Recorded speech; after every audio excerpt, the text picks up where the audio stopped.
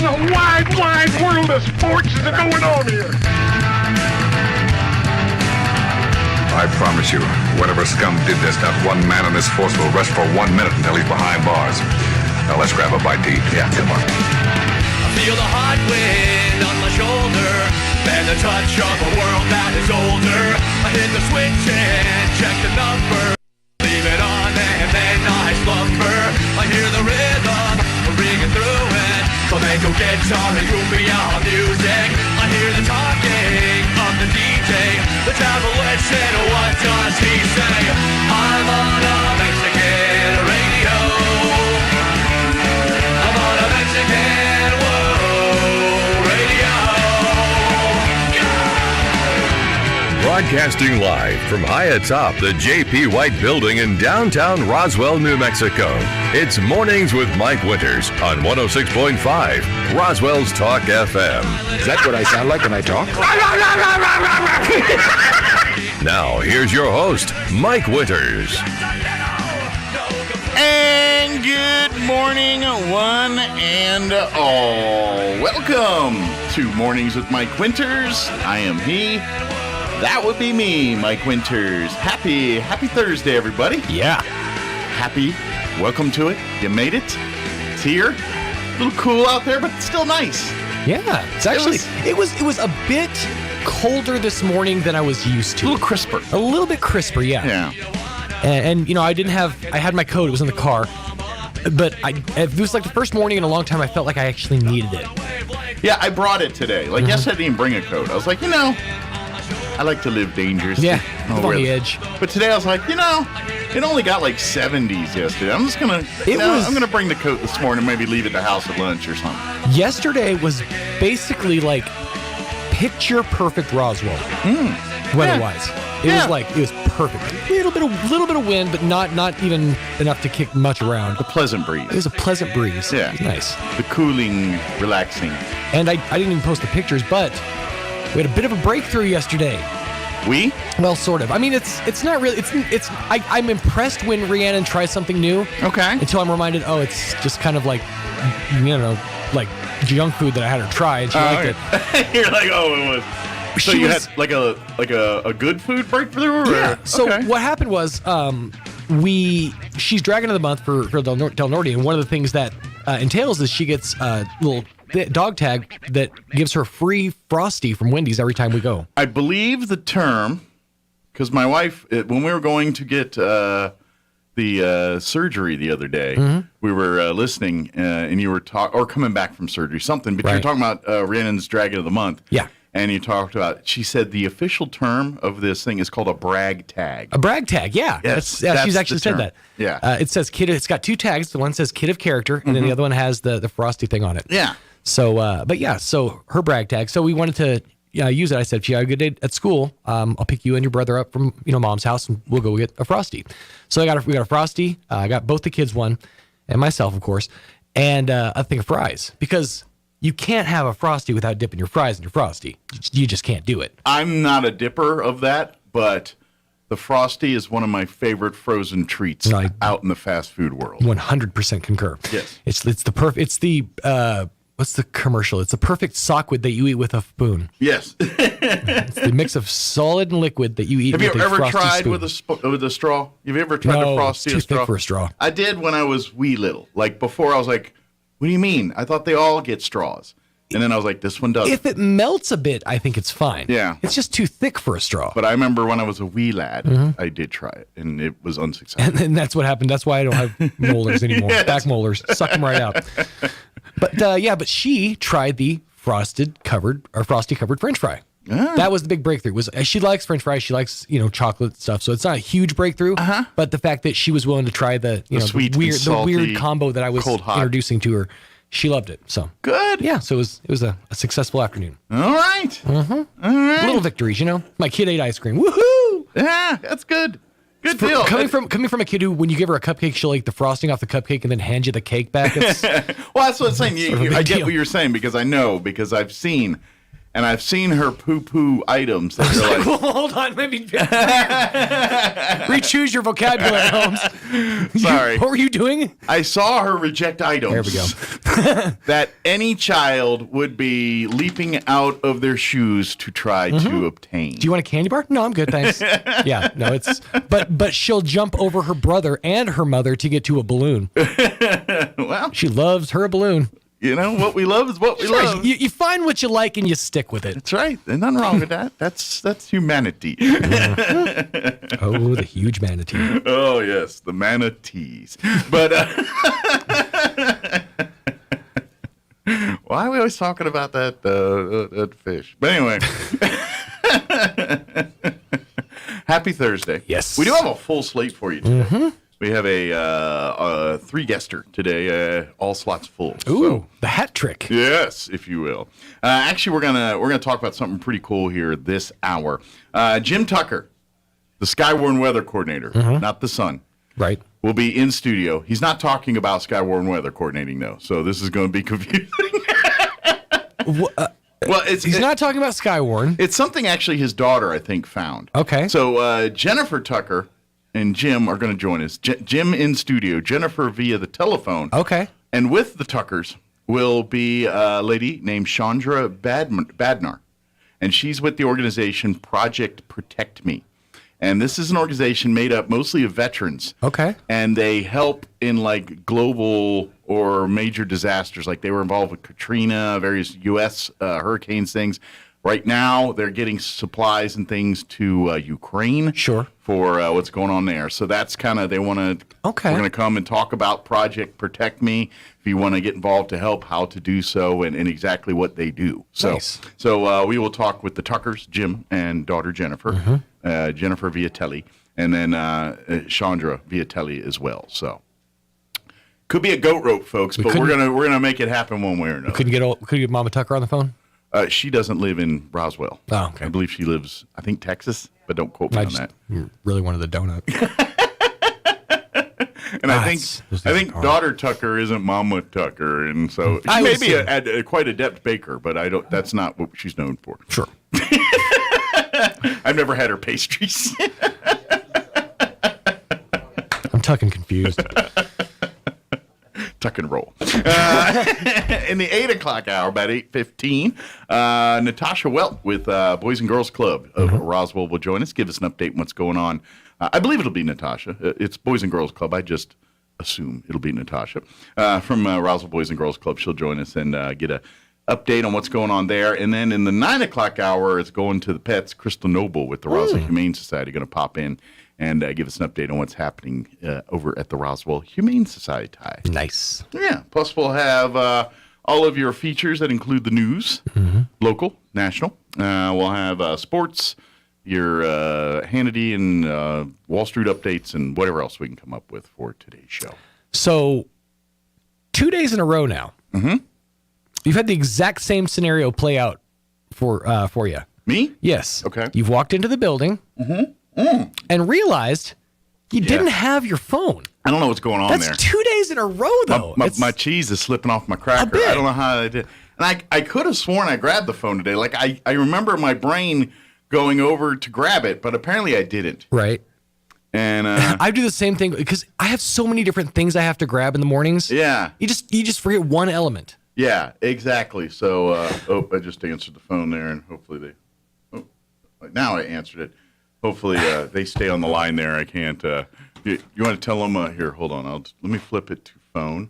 And just say, hey, we got you. Hello. So, all right, that's probably my guest here. So, we just want to we have 7:14. Let's go ahead and get you up to date on the weather. I'm meteorologist Steve Hamilton with your Pecos Valley weather. Things look good for the next couple of days. We'll stay fairly cool today and tomorrow, and then we get a big boost on our daytime highs coming up over the weekend. Sunshine today, high pressure is overhead. We'll hit about 70 for the afternoon high and a little bit breezy. Upper 30s and clear tonight, and then right around the 70-degree mark again on Friday and sunny. We're in the upper 80s for the weekend. That's your latest forecast. I'm meteorologist Steve Hamilton. Thank you, Steve. Currently 38 degrees here in Roswell. Humidity is at 24%. Winds are calm at the moment. Sunny today. Expect highs right near 70. Winds will be out of the northwest 5 to 10 miles per hour. For tonight, skies will be clear Expect an overnight low of 37 degrees, southeast winds 5 to 15 miles per hour. Friday, sunny, highs near 71 tomorrow. Winds will be out of the north 5 to 10 miles per hour. Tomorrow night, clear skies with an overnight low of 39 degrees, south winds at around 5 to 10 miles per hour. And then the weekend, it's just summer-like, early summer maybe. Sunny skies, highs 89, near 90 on Saturday, with south winds 5 to 10 in the morning, picking up 10 to 15 for the afternoon. Saturday night, partly cloudy with an overnight low of 53. Sunday, another warm day, mostly sunny, highs right around 89. They used the term breezy to go along with that, so might be some winds hanging out there as well. And then Monday, when you head back to work and school, sunny and 86. Once again, the term breezy. Matter of fact, Sunday on, let's see, Sunday they use the word breezy. Monday they use the word breezy. Tuesday they use the word windy. Tuesday night, windy and breezy on Wednesday. So looks like warmer temps, but the winds are coming with it. All right, it is 7:16. We're going to take a 3.5-minute commercial break. And then on the other side of the break, we're going to have in studio with us Jim Tucker, and then joining us on the phone will be his daughter Jennifer Tucker, and also Chandra Badnar. She's with Project Protect Me, and we're going to talk all about Project Protect Me, what they do, and how you can help. So that's coming up on the other side. Don't go away. You're listening to Mornings with Mike Winters. Roswell Medical Clinic is pleased to welcome Tanya Montoya as the newest member of the family. Tanya's expertise includes functional medicine, wellness, and women's health. Tanya seeks to truly partner with her patients to provide cutting-edge ideas to not only treat chronic diseases, but reverse them. Roswell Medical Clinic is committed to listening and helping each patient become the best version of themselves. Call Roswell Medical Clinic at 575-623-3311 or stop by 111 West Hobb Street. Roswell Medical Clinic, providers that listen.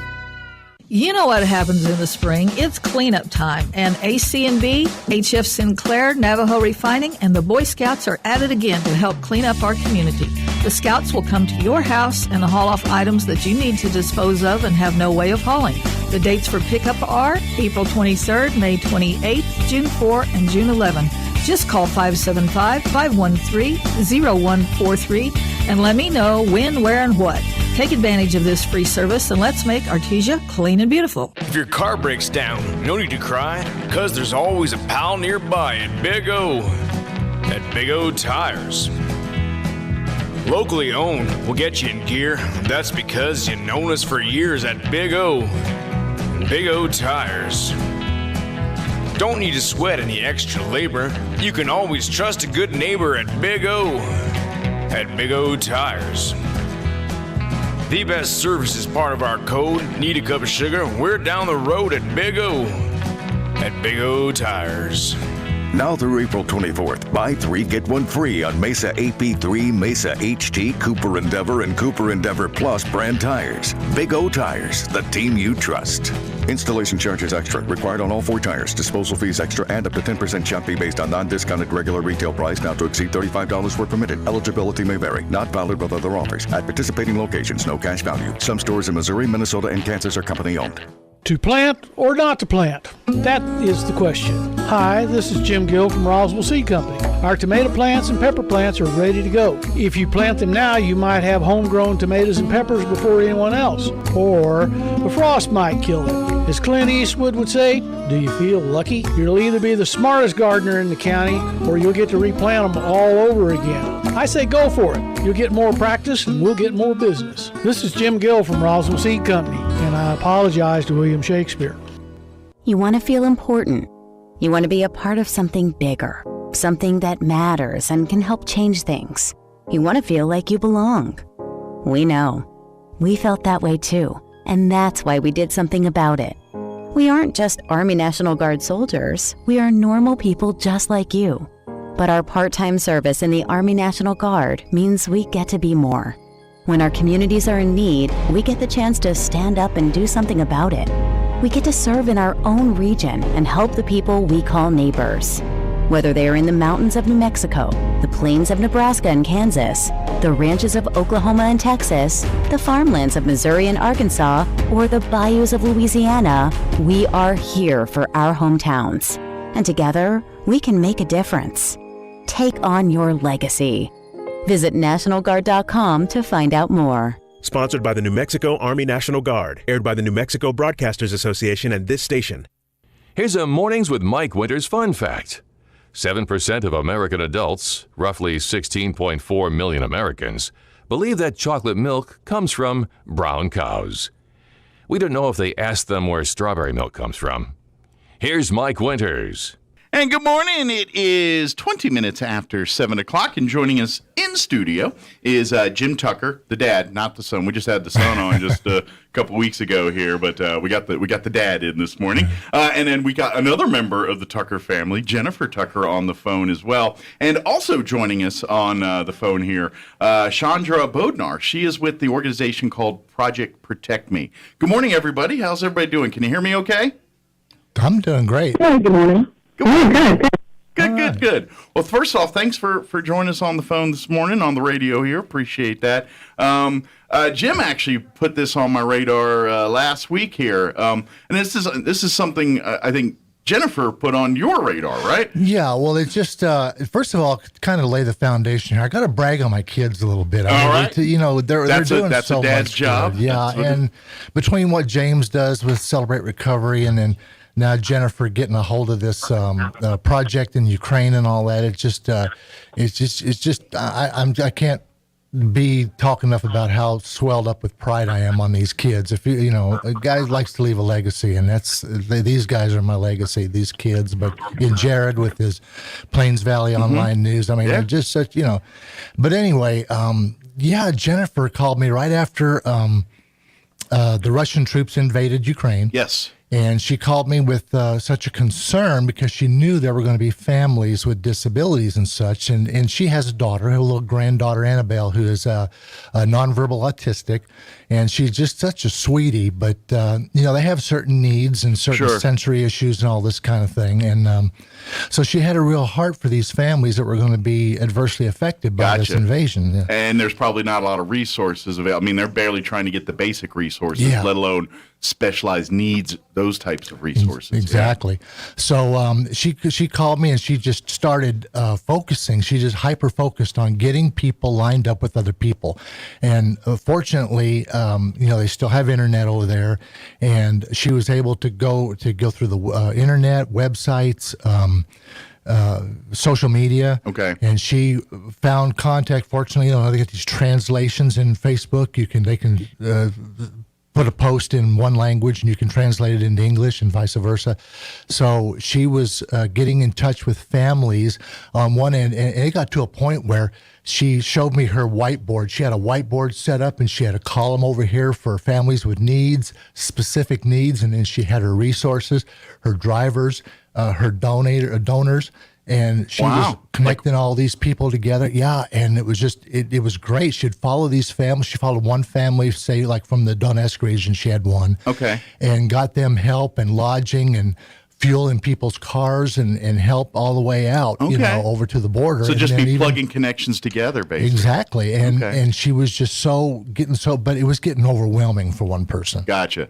Oh, this sounds very like a more modern ham radio style situation, Jim. I was just thinking. Yeah, it is. As long as the internet stays intact, we're good, right? Which, if folks don't know, Jim's other passion is ham radio. So and there's been a part there played too, which we can go down that trail another day. But so anyway, she started putting all these connections together, and she was helping several families, but just 3 or 4 families is overwhelming for one person. So during the course of all this, one contact led to the other, and what have you. So she finally ran across Chandra and Project Protect Me. Okay. And she found out they were doing a lot of the same things that she was doing, but had probably more resources and boots on the ground, so to speak. Yes, absolutely. And Project Protect Me was started by retired Army veterans, so mostly from armed forces here in the United States and some in the UK. But these guys, you tell an old combat veteran, well, I want you to go back into the war zone and do some help this time. Man, it's like, they just, but it's all volunteer. And they go in. Now, a lot of organizations, they work at the border, and they won't go in. Some do, some don't. And that's understandable. Some, Sure. But these guys are like, let's They're go. going to Let's where the help's needed, and regardless if the risk is high or not. Absolutely. And Chandra, who's with the organization, this actually started before, because I was kind of checking out the website, and the organization's really been involved in domestic stuff like Katrina, things like that, along with international things like what we're seeing in Yugoslavia right now. That's correct, right, Chandra? Yeah, the organization actually stems from a company that my partner could run, and for the longest time we were thinking, how could we take what we earned from this company and put it to good use, actually do something and give back to our community, because our company was doing pretty good.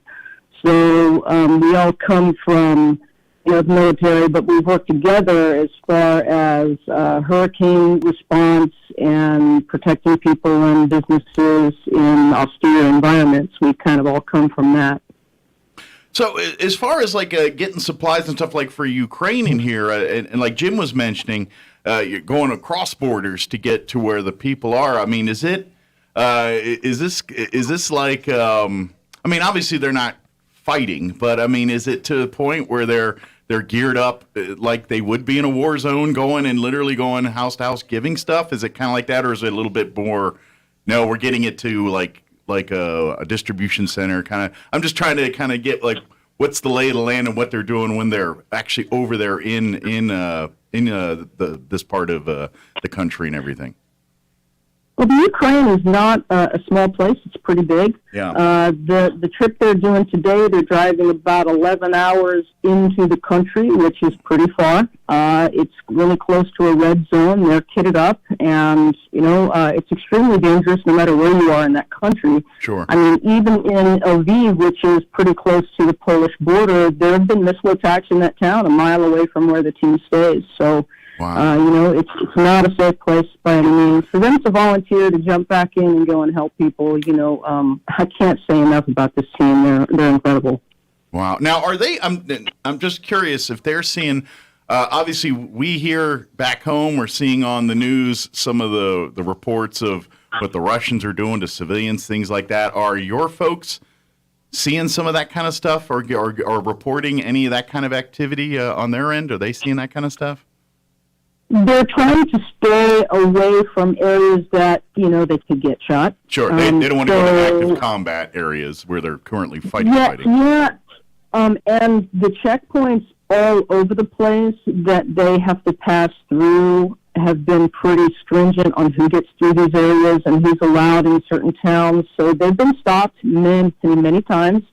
Vehicles searched and stuff like that. The Ukrainian military and the city patrol units are pretty paranoid about who comes in. So, most cities where there's tons of people are pretty safe, but when you get out into the country, it's less so. Gotcha. There's not as many checkpoints. There's not as many guards protecting the town. So when they get out into areas like they're heading today and tomorrow, it's going to be a little bit sketchy. Gotcha. So, we're in constant contact with the group. We use some forms of WhatsApp and Signal and all these great, little apps that tend to be great in situations like this. Sure. The fact that the internet is still working and they have the ability to communicate is a godsend, because, we worry about every single thing they do and everywhere they go, and they're constantly updating me with where they are, checkpoints, and sending me GPS locations and stuff like that. Wow, that's it's amazing to see, and really the internet. That's all the Elon Musk stuff, isn't it? Where he put the satellites floating them in space there. Why they got the internet, or is it more than that? I don't know. I remember Elon moved a bunch of his satellites over that region so they couldn't cut off internet. That was one of his moves. I didn't know if that was the reason why they still have it, or there's one of many reasons.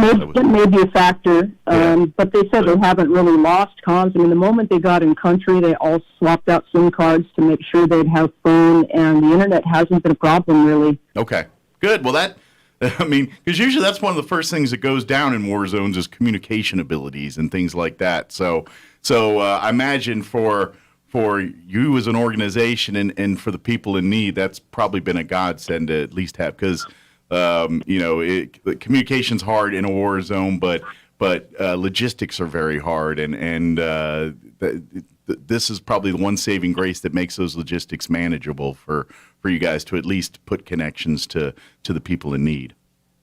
It's actually amazing. We can talk to people that are actually in areas still held by Russian forces, and of course they're begging to get out and begging for help. Unfortunately, in some cases, there's nothing we can do about it. Sure. But try to talk to them. Jennifer really tries to, keep these people's hopes up that it's not going to last forever. We'll get you out as soon as we can and stuff like that. I mean, it's amazing that she can talk to people that are still in, captive areas. Sure. Are you this guys is even... an entirely different kind of war, Sure. Entirely different. I'm curious, obviously your main goal is to getting them what they need, supplies, things to live and survive and do those kind of things. But it almost sounds like in a little bit you're playing the role of, psychiatrist to mentor, you know what I mean? Like, because you're talking to families that are right there, and I'm sure your voices are voices of comfort to them and hope and things like that. So when we talk about getting them water and food and medical supplies and all that, that's highly needed. But I think the humanity side is as important, if not more important, sometimes. And I think. Yes. In my network, Project Protect Me is part of it. They are an essential part of the network for Ukraine. On the other side of that, we are connected with psychologists and social workers. They are actually talking to a group of 19 families with disabilities that are in a Russian-controlled area. And they do Zoom meetings with them. They talk about controlled breathing and how to lessen that stress and bring down anxiety. While we cannot get supplies to that area, we do have psychologists on hand talking to them and doing Zoom meetings. And that is just one part of it, with the comforting words, and you start getting to know these families. And even when we do an evacuation, we get them out to Western Europe into a safe country. There is, I believe now, 7.1 refugees from Ukraine in Western Europe. Wow. And so there's a lot of needs, a lot of immediate needs. And I have stayed with 4 different families that we were there from day one of evacuation. We've been with them. And now we're still helping and supporting those immediate long-term needs. It would be cool to, okay, here you go, here's a safe country you don't know anything about, you don't know the resources, you don't know the language, but good luck, Right, exactly. We stay with them, and so we're kind of doing the legwork. Okay, contact this person. Here's a resource, because we're at home, we're not in war, we're not in a new country, so we're able to find these resources, find sponsors. We just found a sponsor to order a new pair of glasses for a 10-year-old Ukrainian girl that is in Romania right now, and she'll have new glasses here in a couple of weeks. There's makeshift apartments in Germany. I have a family that needed a microwave. We found a sponsor to order a microwave. They'll have that on Saturday. Wow. So, when you connect with the family and you help them from point A, B, C, and D, you kind of just stay with them once they're settled to still be that point of contact for help. I got a feeling you just made a bunch of friends for life. You're going to be you're hook, line, and sinker, and after this crisis is over, because it will, and these families are back to thriving and doing the things they want to do as families. I got a feeling there are going to be a lot of around the holidays and things, visits and discussions and chats and things like that. So, which will be a beautiful thing. I can't wait for that day. But there's a lot of work to be done before then. But and she sent me pictures before of the little children in the family and the family together and all that.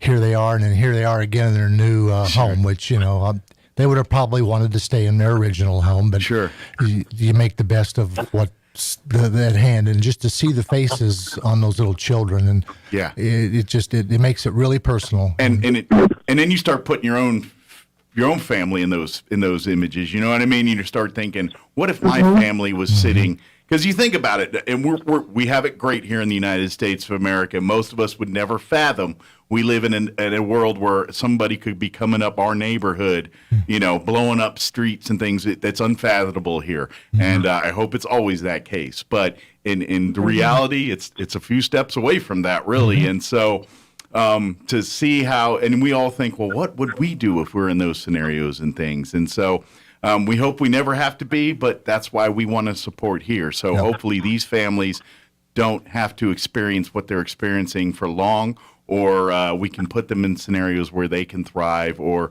so at least be a happy, thriving family until they can go back home, or what they ever decide to do next for the family. So exactly. Yeah. And there are a lot of parts of this operation. We have advocates and agencies here in the U.S. helping in our network, Finland, UK, Netherlands, Romania.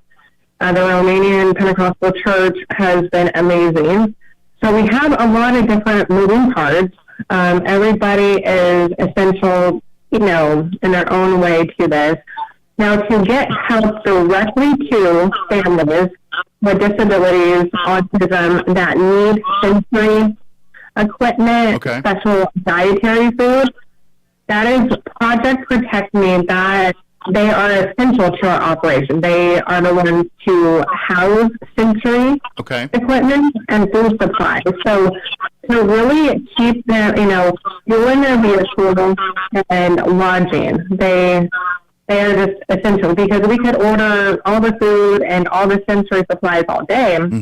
But if we don't have anywhere to store it in Ukraine and no one to deliver it, so they have just been amazing. Awesome. They went to a village last week. They brought a pair of head noise canceling earphones and gluten-free food to a family for an autistic child. And no questions asked. I said, hey, this is what this family needs. They're like, okay, we'll do it. Right, done. And they're great. They've just been fantastic. It's amazing. We have such, when we talk about the things we see every day in the world, it shakes your head and you're like, I can't believe people do that. And then you go the other way and you're like, people that don't even hesitate to put their lives on the line to help someone else. And you're like, that is so amazing to see and know people that they don't even just hesitate. They just, boom, no, we got that. And these people are salt of the earth, Yeah, and I have to remember one incident where Judge Jennifer called me and she said, Dad, I've got a family of 5 that have made it to the border. And they had transportation to Warsaw, I believe it was, but they needed to get to Finland.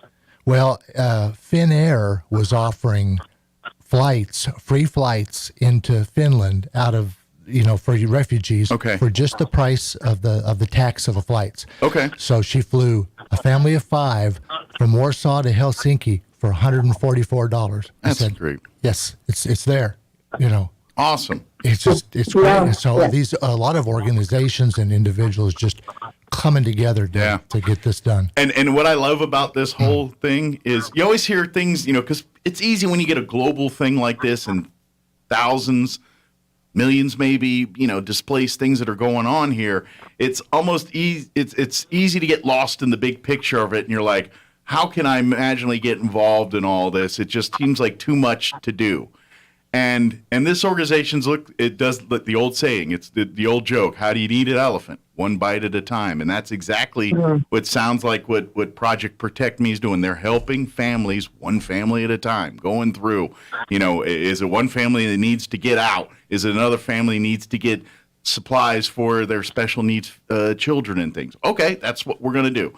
And you just pick these things and help, and that's humanity. We talk about organizations and we hear because we all think in our head, we think, oh, the Red Cross comes in with 70,000 things to rescue everybody and all that. And that's not the case on what's going on here, and won't be the case. So it's really stuff like this where you, when, and I hate to say this, but look at the stories of World War II and how refugees and things and getting Jews out of some of these areas and things like that. Read those stories, and it's not a whole lot different than what's going on in that part of the world again right now here, you know. And it's the technology may have changed a little bit, but the storyline has not, and it's kind of sad in some ways when you think about it, and you think humanity has evolved a bit, but it hasn't. But that's what I love about this is Project Protect Me is really going in, and it's, you know, okay, if it's something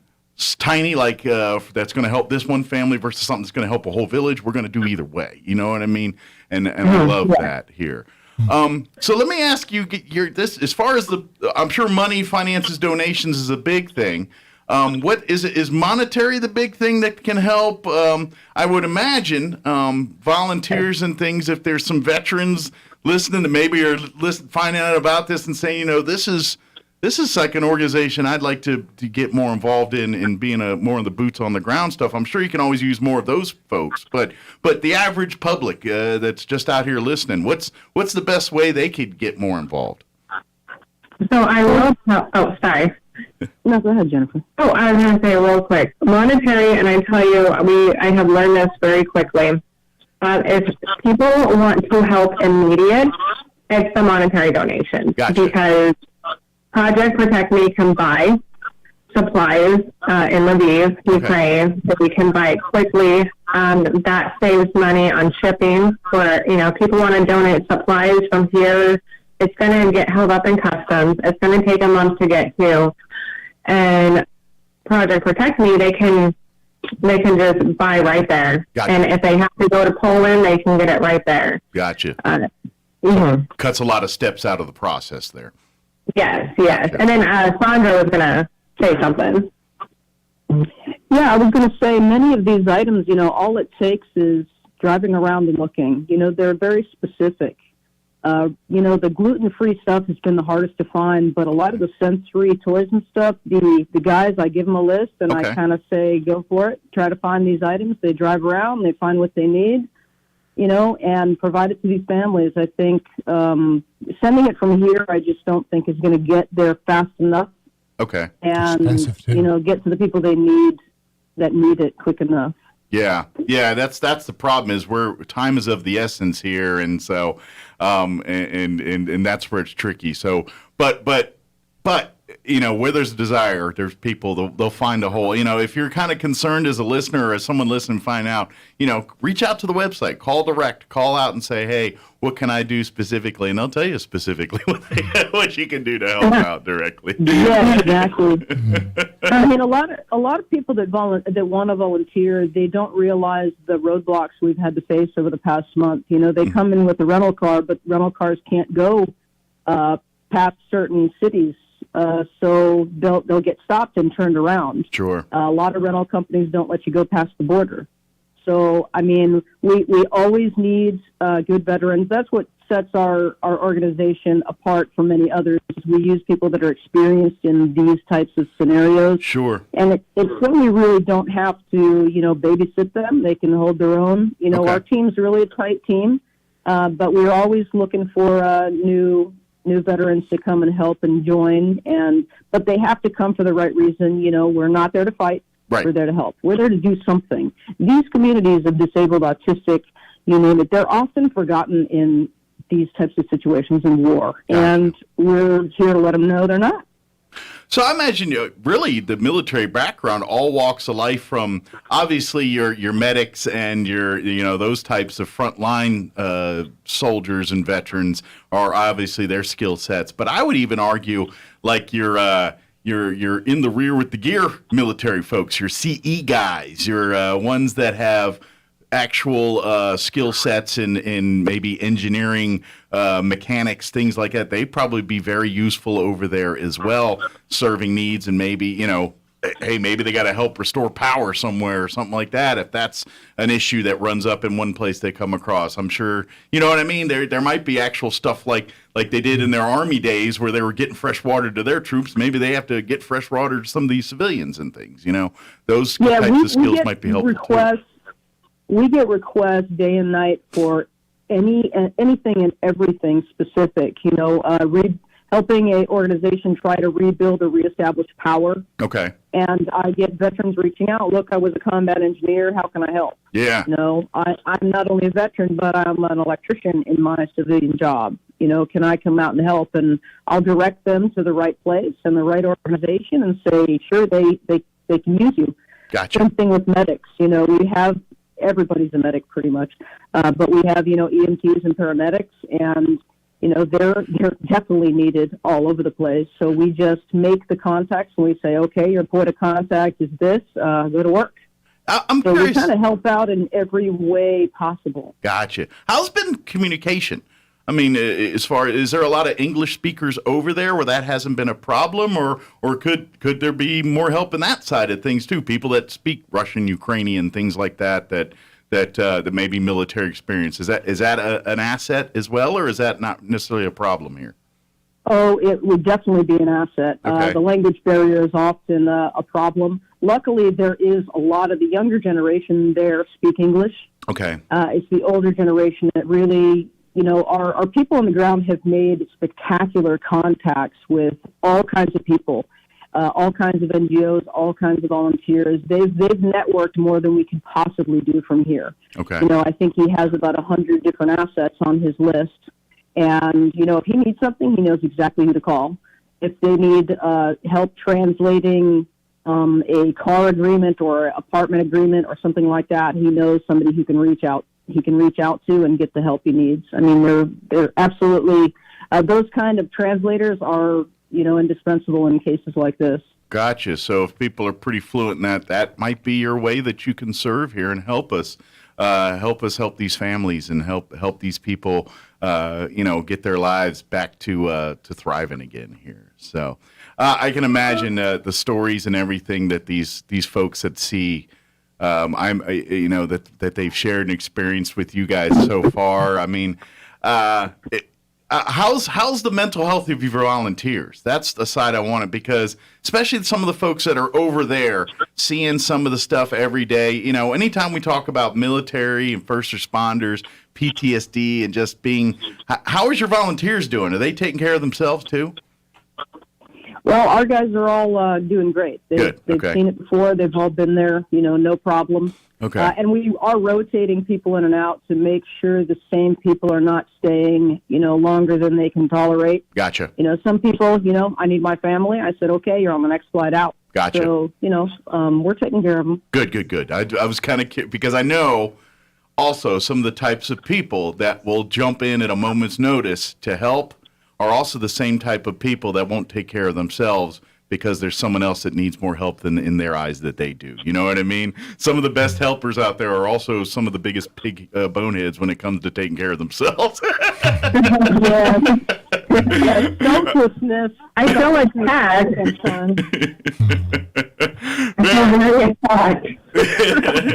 It's like, no. Stubborn veterans? No. But again, so probably the best resource for folks to check out is probably go to the website, right? projectprotectme.com. Would that be probably the best place for most folks to learn more right now? That is the best place to look. We have all kinds of pictures on there, information. We have ways they can donate to the program. We have all our tax information and, nonprofit information. Our UN information is all on there. Okay. If they want validation about the program, they can just reach out and check it out. Excellent. Is there like any particular issues you're dealing with right now that you're like, hey, we're in the need of something right now? I mean, I don't know if it's a person or a service or something that you're kind of having a little bit of an issue trying to make happen? Well, we were having the problem of not having a vehicle that can go past all the checkpoints, but we solved that a week ago. Okay. We were able to purchase a vehicle, and the group all kind of put money towards it so we could buy it. Okay. Because we're not getting a lot of support from the community as far as monetary, so my company and all the volunteers put money towards it, and they're doing it almost every day, putting money towards the supplies that we need to deliver. I mean, there's no big warehouse that we can go to pick up all the stuff that we need. So the guys are just buying it. And, at some point their money will run out. I don't want them to, lose their house over this project. So, sure. That's basically what we need from people is their support. And just spread the word about us. If you can't help, talk to someone who can. Yes. Or just share it with a neighbor or a friend, family member. These types of things are important. Use your social medias. That's where, be a part of the cog that way. Like you said, sharing the word. I know a lot of people have your Facebook pages now, at least, or something. You communicate with your family and friends. Use this, put that on your wall. Say, hey, go check out this Project Protect Me. They're doing some real great work right now, helping families in Ukraine. They've been helping families for years in Houston, Katrina, all these places. Now they're doing it over in Europe here. Come on and let's get involved. Yeah, and share the link to this show on Roswell Talk FM. Yeah, go. Tell me, pardon the dumb host, but listen to the information. Oh, and I might throw in a note here too. The first time that I looked for Project Protect Me's website, I wound up in a different place, and I was confused. And when you wind up on the right one, you'll see a bunch of hands raised up. Yes. And that's when you know you're in the right place. Yeah, I did a look, too, and I ran across some organizations that I think deal with sex trafficking or something like that. Yeah. They're also called Project Protect Me. I'm sure they're a very good organization, but we're talking about projectprotectme.com. If you type that in direct, it'll take you to the website that we're talking about here. So if you do the Google search, you might find in a few other things. But if you go to projectprotectme.com, that'll take you to the correct website there. Do you guys also do like social media, have like a Project Protect Me Facebook or Twitter or any of the social media accounts? Yes, we have a Facebook group and a page that we follow the team and kind of let everybody know what they're doing. When there's missile attacks, we let everybody know they're safe. Okay. When we have more intel to put out, we kind of add that. Every mission we do, we try to get it up and try to get pictures up. But honestly, my team is not there on vacation. They're not there to take pictures.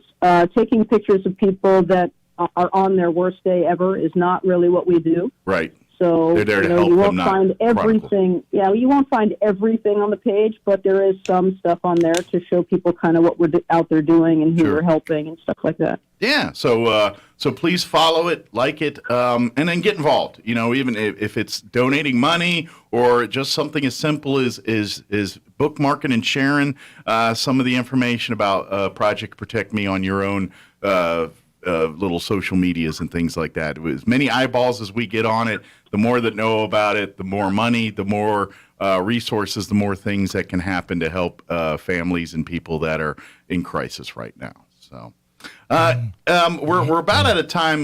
Ladies, is there any information that we wanted to share that we just skipped over and didn't get a chance to talk about? I think everything we covered.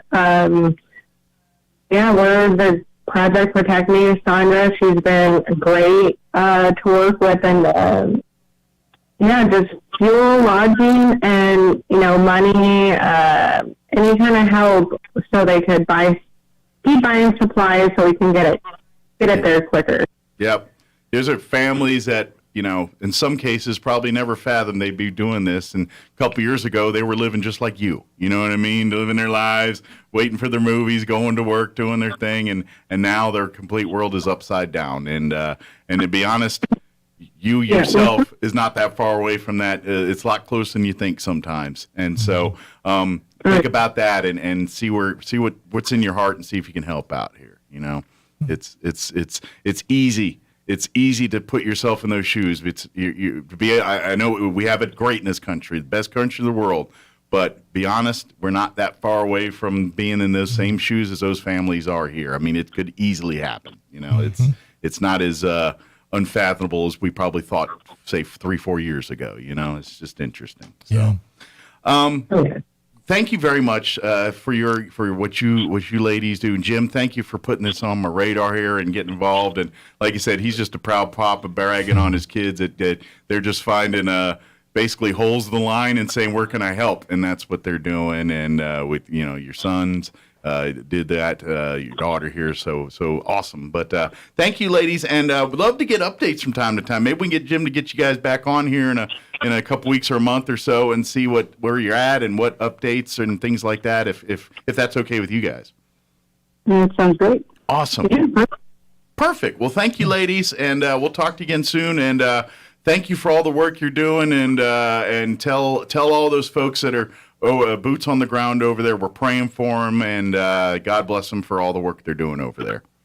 Absolutely. All right, thanks, Mike. All right, thank you, guys. We'll let you get back to work, and I'm sure you got about 27 different fires to put out, so we'll let you go do that. All right, thank you. We'll talk to you again soon, okay? All right. All right, bye-bye. Bye. All right, there we go. Thank you thanks to your daughter and for bringing this to our attention here in Chandra and the work that they're doing there. And literally, it sounds like it's going from the, because I know a lot of us think like United Way, you cut a check, and no, these folks are like contacting families that are sitting there and saying, hey, you need glasses. Okay, we're going to try to put you in touch with something.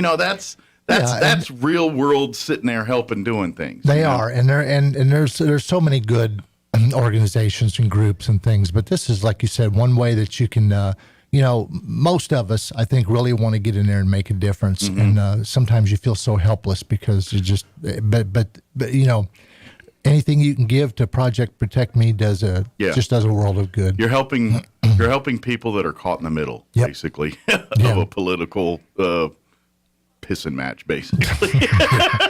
Oh yeah, it's don't get me started down that road. Jim, as always, appreciate the visit. We'll see you soon, and tell the rest of the family hi for me. I will. Thanks again for helping us. All right, take care. Anytime. All right, 7:56. Let's do a quick commercial break before we get you in the news. Don't go away. We'll be back. With the Wall Street Business Report, I'm Bernie Bennett.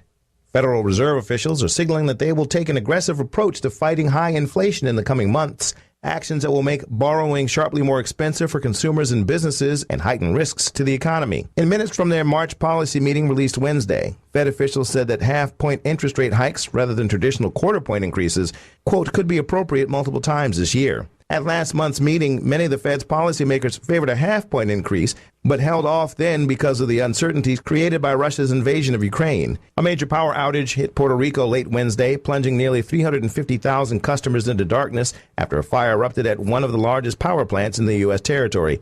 The outage is one of the biggest in recent months for the island's crumbling electrical grid, which has seen its periodic blackouts grow worse in the last few years. Puerto Rico's Electrical Power Authority holds some $9 billion in public debt that it is trying to restructure. With the Wall Street Business Report, I'm Bernie Bennett.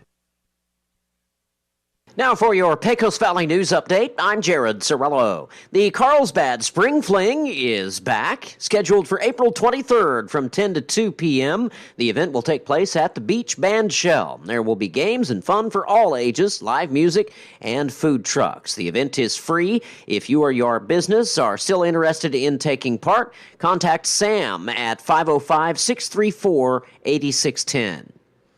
A ceremony is planned for Friday in Carlsbad honoring Janelle Whitlock, who died last year. The ceremony will begin at 11 Friday at the Janelle Whitlock Municipal Complex. Mayor Dale Janway says there will also be a bench dedication at 2 p.m. The Carlsbad City Council approved renaming the building in Whitlock's honor in December. Janway said Whitlock played a critical role in public service as a municipal judge, city council member, and a member of the Planning and Zoning Commission. New Mexico will provide new payments totaling $500 for individual adults or $1,000 for households, offsetting steep prices for fuel and raging inflation under a bill approved by the state legislature. I'm Jared Cirillo. Martine's Capital Cafe in Roswell offers authentic and highly rated New Mexico food. Explore their amazing menu featuring huevos rancheros or asado with eggs or their green chili stew. And you can't forget their award-winning green chili cheeseburger, all made from scratch using their finest and freshest ingredients. Open for carryout with curbside delivery or limited dine-in. Just call ahead 624-2111. Martine's Capital Cafe, always pleasing the most refined palate. Open Monday through Saturday from 6 a.m. to 8:30 p.m. at 110 West 4th in Roswell. Here's a Mornings with Mike Winters fun fact. During your lifetime, you'll produce enough saliva to fill 2 swimming pools. Spit out this bit of information at your next pool party. Here's Mike Winters. And good morning. It is closing in on 8 o'clock. Town Hall News coming up here in just a few seconds. Stay tuned next hour.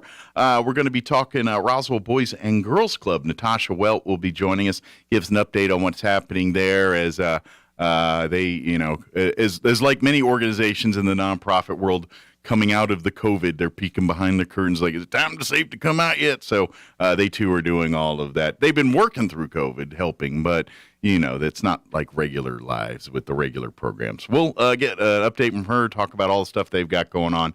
Town Hall News up next. We'll be back on the other side. Don't go away. You're listening to Mornings with Mike Winters. Talk radio has landed on the all-new 106.5 FM KEND Roswell.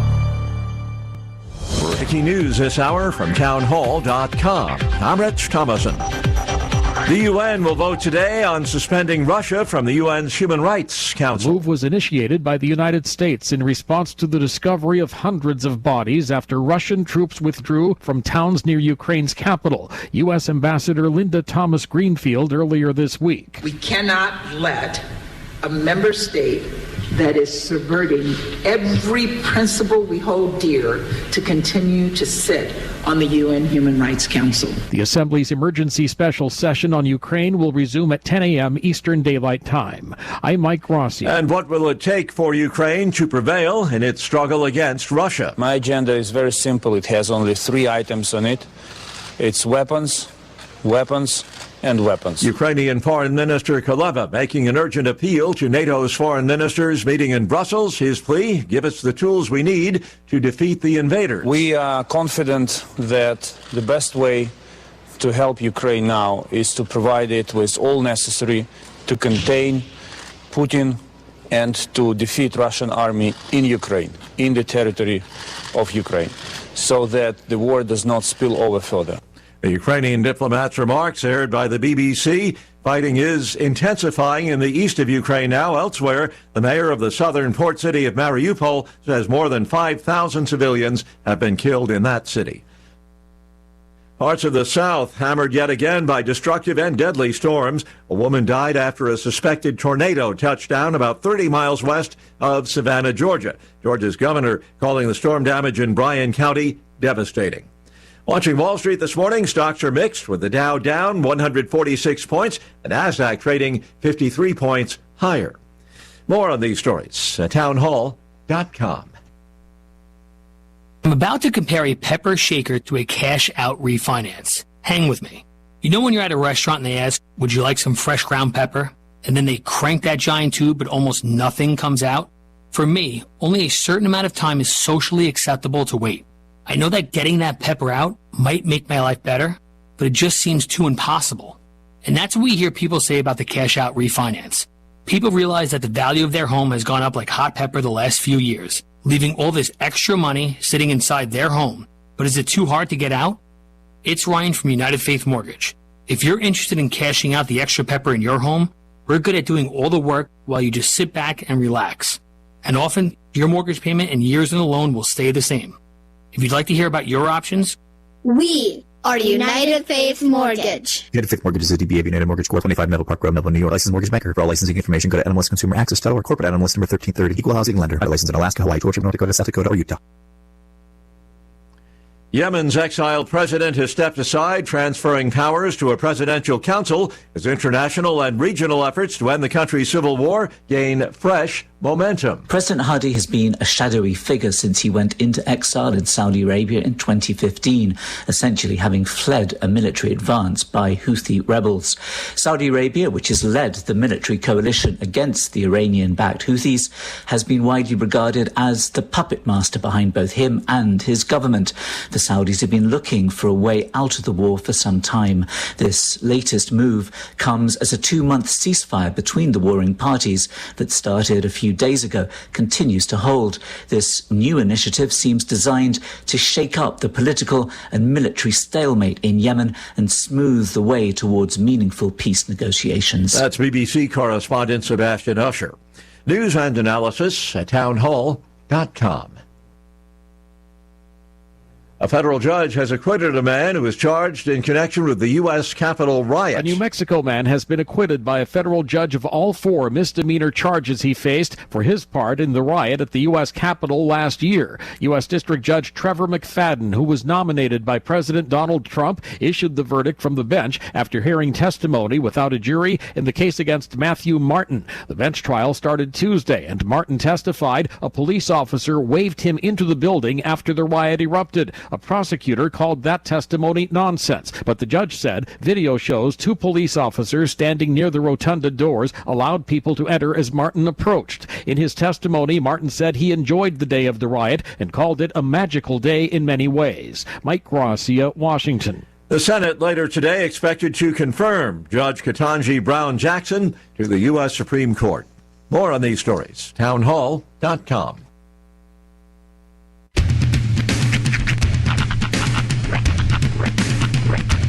What in the wide world of sports is going on here? I promise you, whatever scum did this, not one man in this force will rest for 1 minute until he's behind bars. Now let's grab a bite to eat. Yeah, come on. I feel the hot wind on my shoulder and the touch of a world that is older. I hit the switch and check the number. I slumber. I hear the rhythm ringing through it. Flamenco guitar and cumbia music. I hear the talking of the DJ. The demolition, what does he say? I'm on a Mexican radio. I'm on a Mexican radio. Broadcasting live from high atop the J.P. White Building in downtown Roswell, New Mexico. It's Mornings with Mike Winters on 106.5 Roswell's Talk FM. Is that what I sound like when I talk? Now, here's your host, Mike Winters.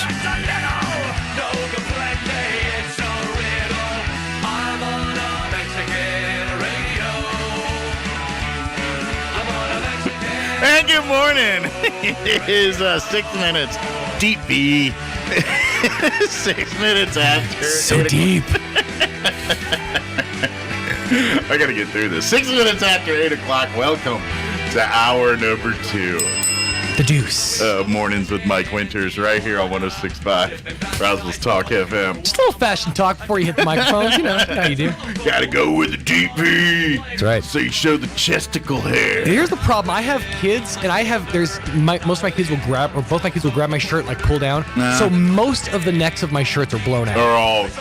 You're like that. I don't know if it was like Woolite or one of those commercials where the collar, the guy goes on a blind date. Oh, yeah. And he's like, you look wonderful. And she's like, you look comfortable. And his I shirt's literally all sad. had a friend tell me that. As I walked into kind of a group situation, she goes, you look comfortable. I'm like, that's not a compliment, and you know it.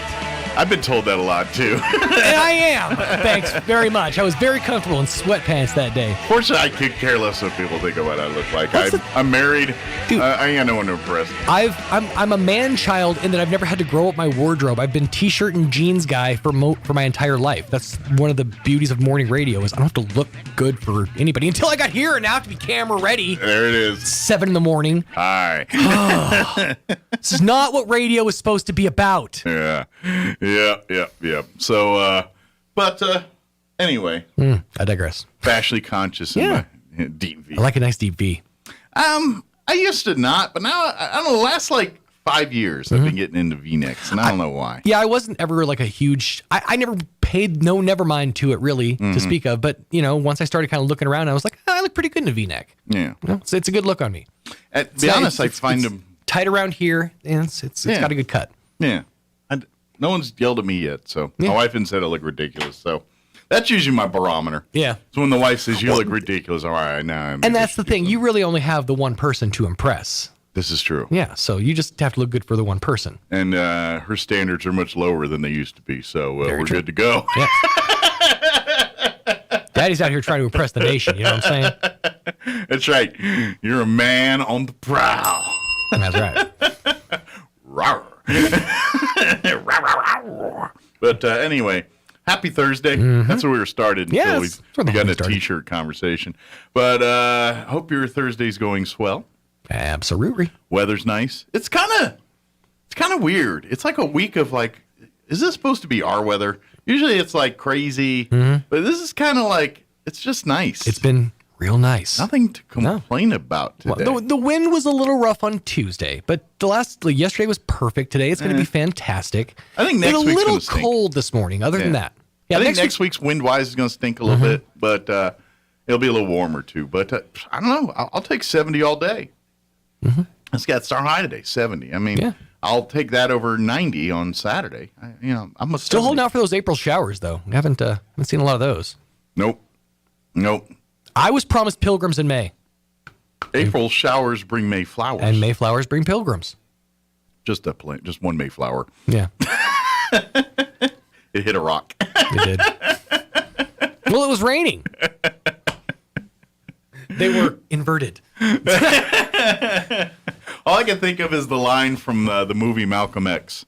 Remember that? It was one of the few famous lines from that movie. If you remember that movie, I vaguely remember it. It's actually a pretty good movie. I think I saw it like some other people were watching it, and I kind of saw it in passing. No, I've actually seen it multiple times. I enjoyed watching. I'm a history buff. I love watching history movies. Sure. But anyway, there's the line where Denzel Washington, as Malcolm X, he does the, well, we didn't land on Plymouth Rock. Plymouth Rock landed on us. Yeah, so every time I hear about Plymouth Rock, think about that line. This hour, we're not talking about Plymouth Rock or Malcolm X, for that matter. We're going to be talking with the folks from Boys and Girls Club of Roswell. I believe it'll be Natasha Welch joining us here, and we'll chit-chat and update with them.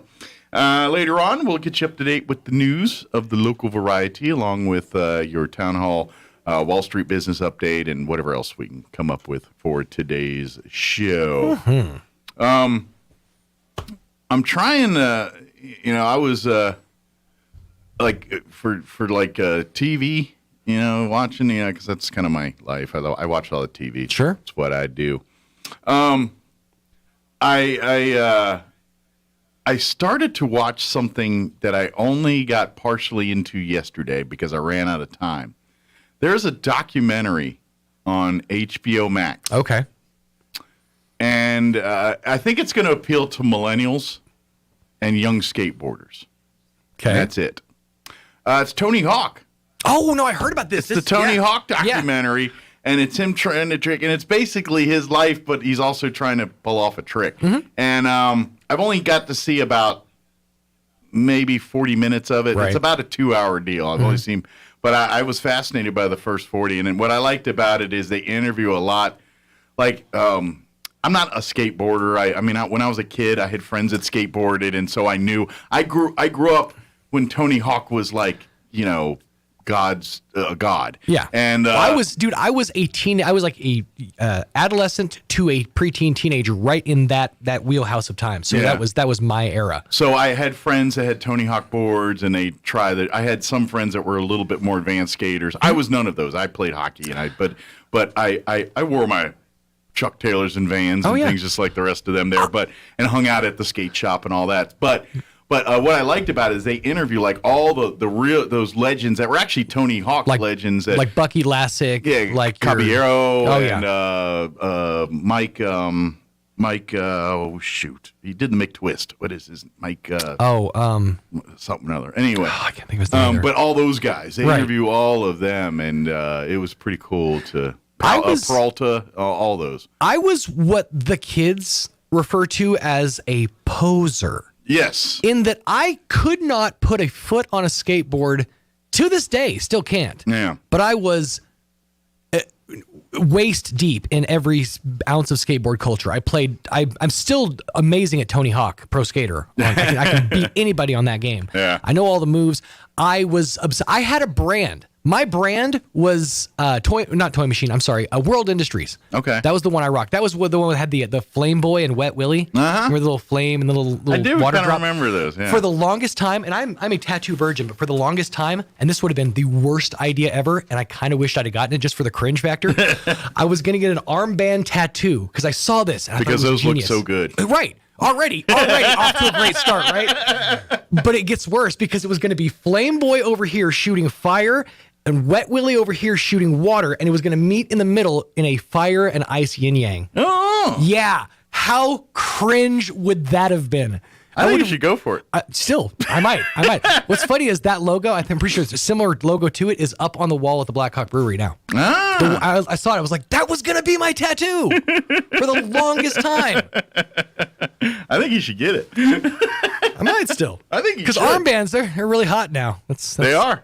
The ladies love them. But at least that's different than barbed wire. Yeah, it would be different. It would certainly be that. I want to get a tattoo that I have to explain every time anyone sees it ever. That's what I want. Well, only one that get me is like when people put like tribal bands and stuff on, but they have no idea what it is. Right. Or it's the Asian, they put Chinese symbols on there like it means courage and like it means soup. This means love and water. Yeah.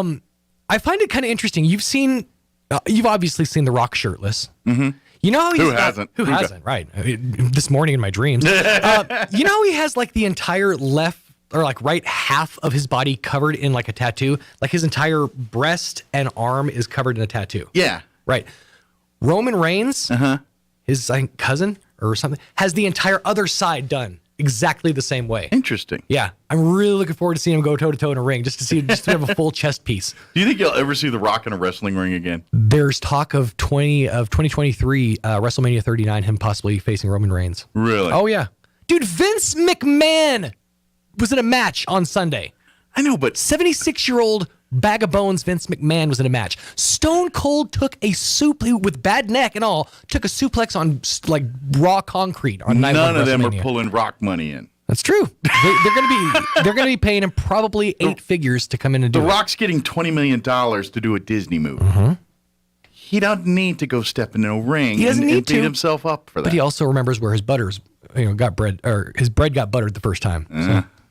That's why he's doing the TV show. There's a lot of loyalty in pro wrestling. I get that. I think he's. I mean, and I can see him showing up to make appearances, but to actually physically wrestle, I don't see it. I see him come in and glad hand and shake and maybe do a couple. I'm just saying skits and bits, but I don't see him. The big Dub's got the kind of money that it would take to get Rock back into a singlet and into the ring again. Maybe if I'm him, I'm like, why put my body through that when I don't have to? Which is funny. The last time he did it, he actually ended up delaying one of the movies that he was supposed to be doing. It cost like the studio like $1 million or something like that. Yeah. So it was a whole issue. So there's that. But yeah, I would not be surprised. He's got Ballers season 12 coming out or whatever. Never say never. I mean, maybe if the career falls off, we might see him. But right now, I don't see it. I'm really holding out for the made-for-TV movie starring Dwayne Johnson. It's gonna happen. It is 8:17. Let's go ahead and get you up to date on the weather.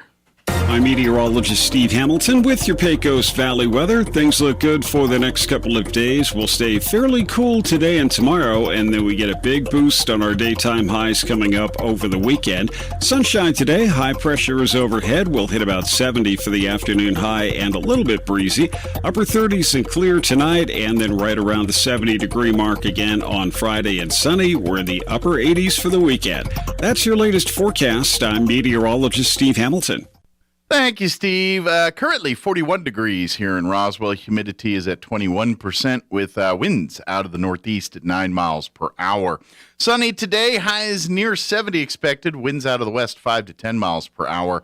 Tonight, skies will be clear with an overnight low of 37 degrees. Southeast winds 5 to 15 miles per hour. Friday, sunny, 71. Winds be out of the north 5 to 10 miles per hour. Tomorrow, Friday night, clear skies with an overnight low of 39 degrees, south winds 5 to 10. And then warming up for the weekend, sunny and 89 for your Saturday. South winds 5 to 10 in the morning, 10 to 15 for the afternoon. Partly cloudy Saturday night with an overnight low of 53. And then sunny on Sunday, high of 89. And the term breezy also entered into the forecast for Sunday as well. And then when you head back to work and school Monday, mid-80s and breezy. So cooler today, tomorrow, and then warming up for the weekend. All right, it is 18 minutes after 8 o'clock. We're going to take a 3-minute commercial break, and then I believe Natasha Wilt is here with Boys and Girls Club of Roswell. We'll chit-chat with her on the other side. Don't go away. You're listening to Mornings with Mike Winters. Join Church on the Move Good Friday, April 15th from 5:30 to 8:30 p.m. for an outdoor fun-filled family night with a free Easter egg hunt for kids ages 12 and under. Every age group that participates in the egg hunt will have a chance to win prizes, including Nintendo Switches and lots of free candy. Plus, Church on the Move will have a free feeding and petting zoo with over 40 animals, including zebras, llamas, yaks, and kangaroos. Free mechanical bull, surfboard, blow-up games, and free paintballing for the teenagers. We'll also have our local food trucks on hand with all of your favorite food. Come and join in on this fun-filled family night on Good Friday at Church on the Move, 901 West Brasher in Roswell, starting at 5:30 p.m. If you're missing a tooth or several teeth, a dental implant may be the ultimate solution. Implants look and feel so much like real teeth that you probably forget you have an implant. Maupin & Brown Dentistry is one of New Mexico's most experienced implant providers, with literally thousands of implant patients who are absolutely delighted with the results. Call Maupin & Brown today for an evaluation. You'll be surprised how affordable implants can be. Maupin & Brown, your choice for experienced, state-of-the-art dentistry.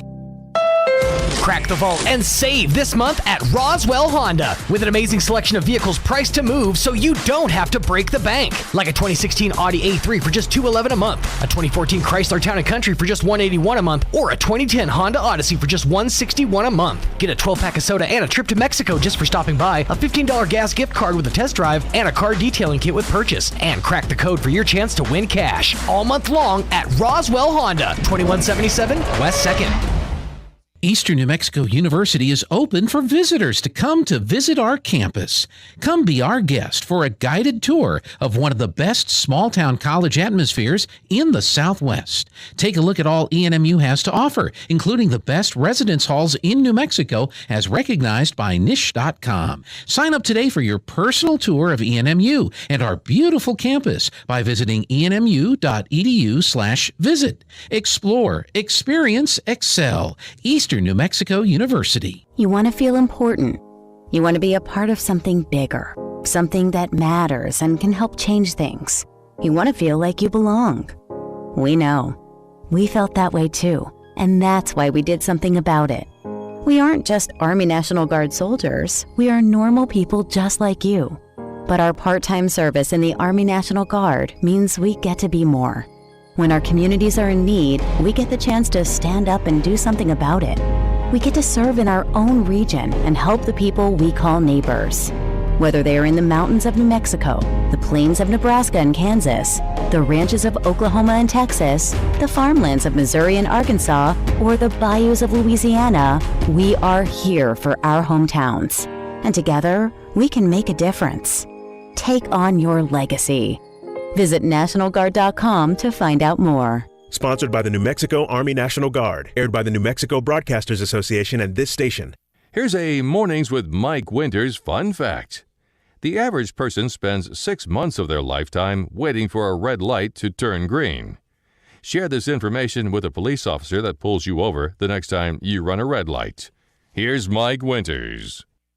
And good morning. It is 22 minutes after 8 o'clock, and joining us in studio this morning from Boys and Girls Club, we have Natasha Wilt back with us. Good morning. Hello. How are you doing? I'm doing well. Good. It's been a while since we've talked to you. It's been a little bit, a couple months. I think, it's been, but I know you guys are constantly, we were just talking about this, the world of COVID shut down a lot of things, a lot of nonprofits and put them on hiatus and things, but Boys and Girls Club, though it wasn't the normal way you do things per se. Yes. You guys definitely never shut down. You were helping families, whether it's having to do it at a different place or adjust hours or whatever, or even if it's remote stuff, there was still Boys and Girls Club programming going on the whole time there. Yes.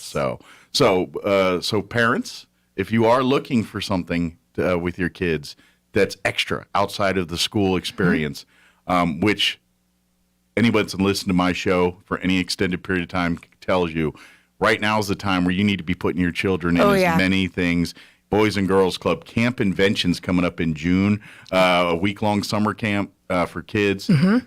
Sign them up. Yes. All these things are important. Boys and Girls Club is kind of like that, but every day. Every day.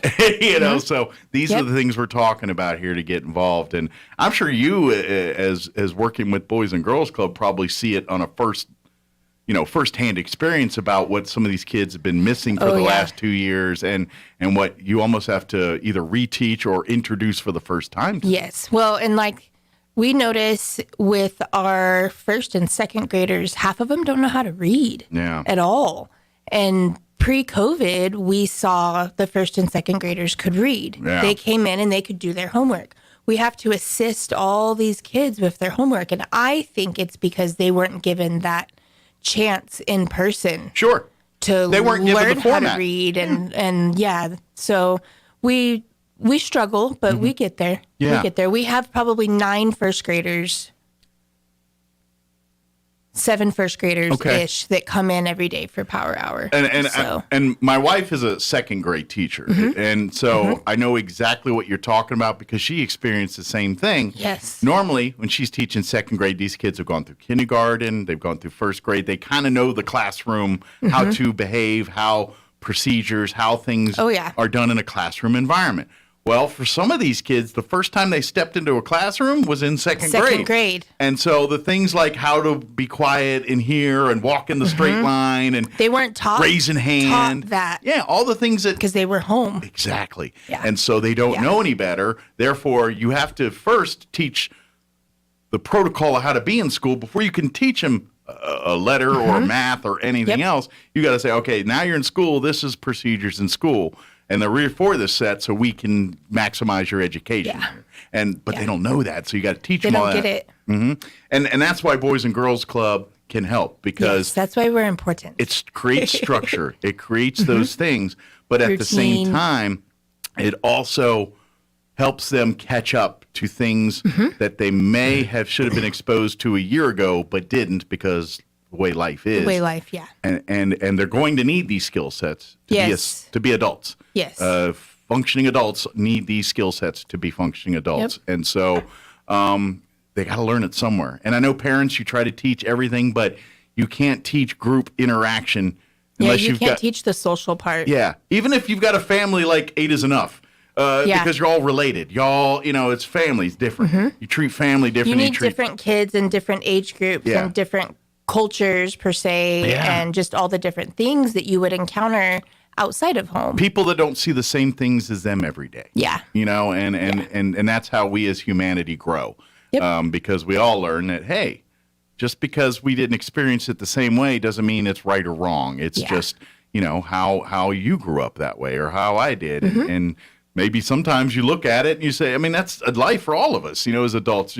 How many times I've been doing it this way my whole life, and someone comes in and says, well, I do it this way, and it's better, or easier. And you're like, oh, maybe I'm, that's how you find those kinds of things out. Yep. You learn different stuff from different people. And then you also expose them to opportunities to grow and see things that maybe they wouldn't have had under your care at home here and things like that. That's you can't if you've got your world and your things that you've seen, you only can show them that. You can't show them the other stuff, and that's where others, group settings, working in groups, kids doing group activities on their own where they create, plan, and execute. That's all part of Boys and Girls Club. It's teaching that leadership. It's teaching responsibility. It's teaching working in a group. On top of, you're learning math, learning write, whatever the homework is they're doing, that stuff. But it's teaching. That's the part that's so important, is the part that makes the problem-solving skills, the things that make a well-rounded child into a well-rounded adult. It's things like Boys and Girls Club that being exposed to that allows that to happen. Yep. Just on Monday, they did maps on Monday. It was National Road Map Day. Okay. And so they had to make a map. They had to go hide a ball. X marks the spot. Gotcha. And somebody had to follow their map to go out and find their ball. Okay. And they were in little groups of 2 or 3. And you have to work together. And some of the kids, they kind of had a hard time working together just because they don't know how. Sure. So it is a group setting, and that routine is what's going to get them. And the only way they learn it is by doing it. Yep.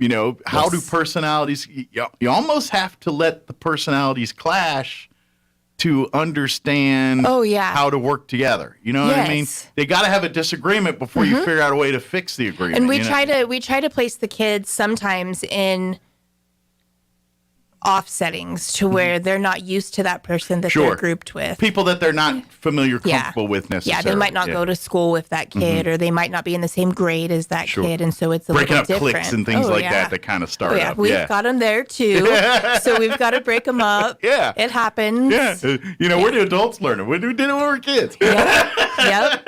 Did it back then.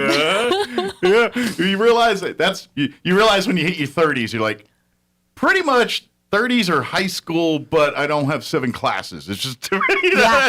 Yeah.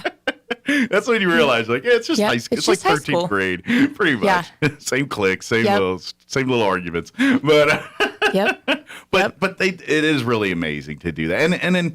And of course, too, it also exposes the kids to things that maybe you wouldn't get to do at home. Maybe there's activity How many skills. kids read a roadmap now? Yeah. You Google it, you Google map it, and you put it on your phone and you go on your way. Yeah. Like, I saw just a post on Facebook yesterday that they were going on a trip and the daughter didn't know how to read a roadmap. Yeah. Had no idea. And I was like, man. Yeah, they got a phone that tells them, turn left here, turn right here. And it's I'm guilty. I use my phone for roadmaps and everything. We're Well, fixing sure, we to all take a do. trip this month. And convenient. That's how I'll do it. I'm not going to go buy a regular map. Well, you're also taking a car. You're not taking a horse. It's technology. It's better. You know what I mean? But at the same time, there might be a time where there's no power, no service. And you need that and all you roadmap. got is that atlas sitting in the You need glove to know box how to there. read it. You got to know how to look at it, know how to orient yourself on it, and how to follow it. What happens when you hit no service and your roadmap goes away and you have a turn or something and your phone doesn't go off? I remember when I was like 19 or so, 20 maybe, and a friend of mine was stationed. I lived in Maryland at the time. Okay. But a friend of mine, he was in the military and he was stationed at Shepherd Air Force Base in Texas. He's doing his training.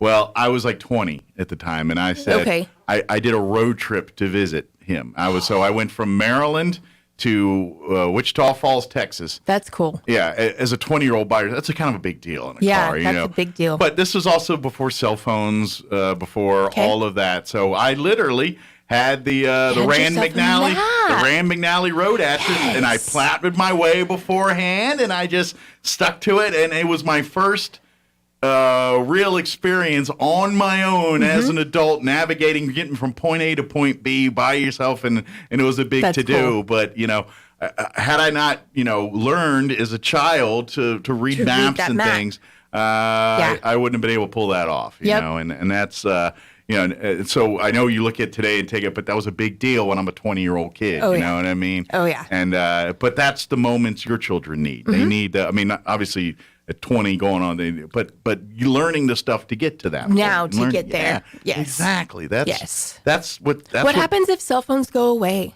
Sure. I don't know. Yeah. I'm just saying, what happens if cell phones go away? Yeah. Then what? How are these kids going to learn different things? You do live in New Mexico in some very remote area. You go 10 miles outside of town, you lose your cell phone anyway sometimes. So, that's a real thing. You've got shoddy service between here and Reno, so the whole time. Yeah, your phone can't bail you out for everything. You gotta have some skills.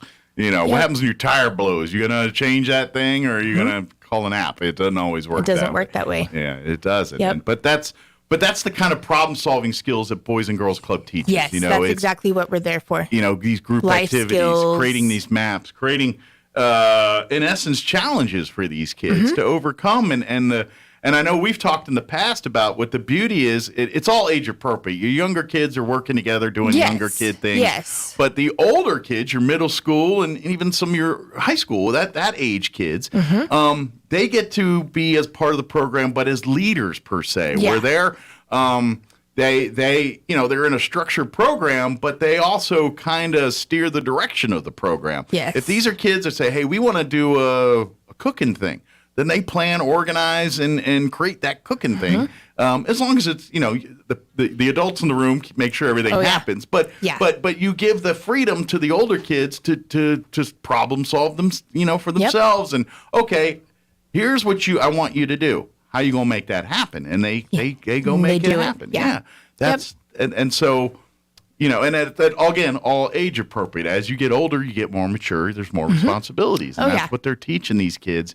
And trust me, those are going to be the skill sets that when they're adults having their own families, they're going to come back and resource on and be like, oh yeah, I learned that back then. Yeah, exactly. And that's so. For parents that kind of think maybe Boys and Girls Club, I don't need it. They come home, they can be by themselves for a couple hours, do their homework, play video games, whatever they do, and then till parents come home. Yeah. That might be good sometimes, but I'd like to say, please don't make that a full-time thing. That's where Boys and Girls Club comes in because, and even if your kid's pretty, working group settings, has a lot of experience. The more the merrier on that because, and in essence, your child will become a leader on those because leaders kind of evolve out of things. And if you have a child that maybe plays sports and does a bunch of extracurricular activities, they come to Boys and Girls Club, they're going to be exposed to children that may haven't. And by default will kind of almost exude at being a leader. So guess what? Your child is now going to learn to be part of the program to now executing and leading and running a program. Yeah, we have some of our first and second grade boys that are really good basketball players, and they teach the other ones that might not know how to shoot that basket. They teach them, hey, no, it goes like this.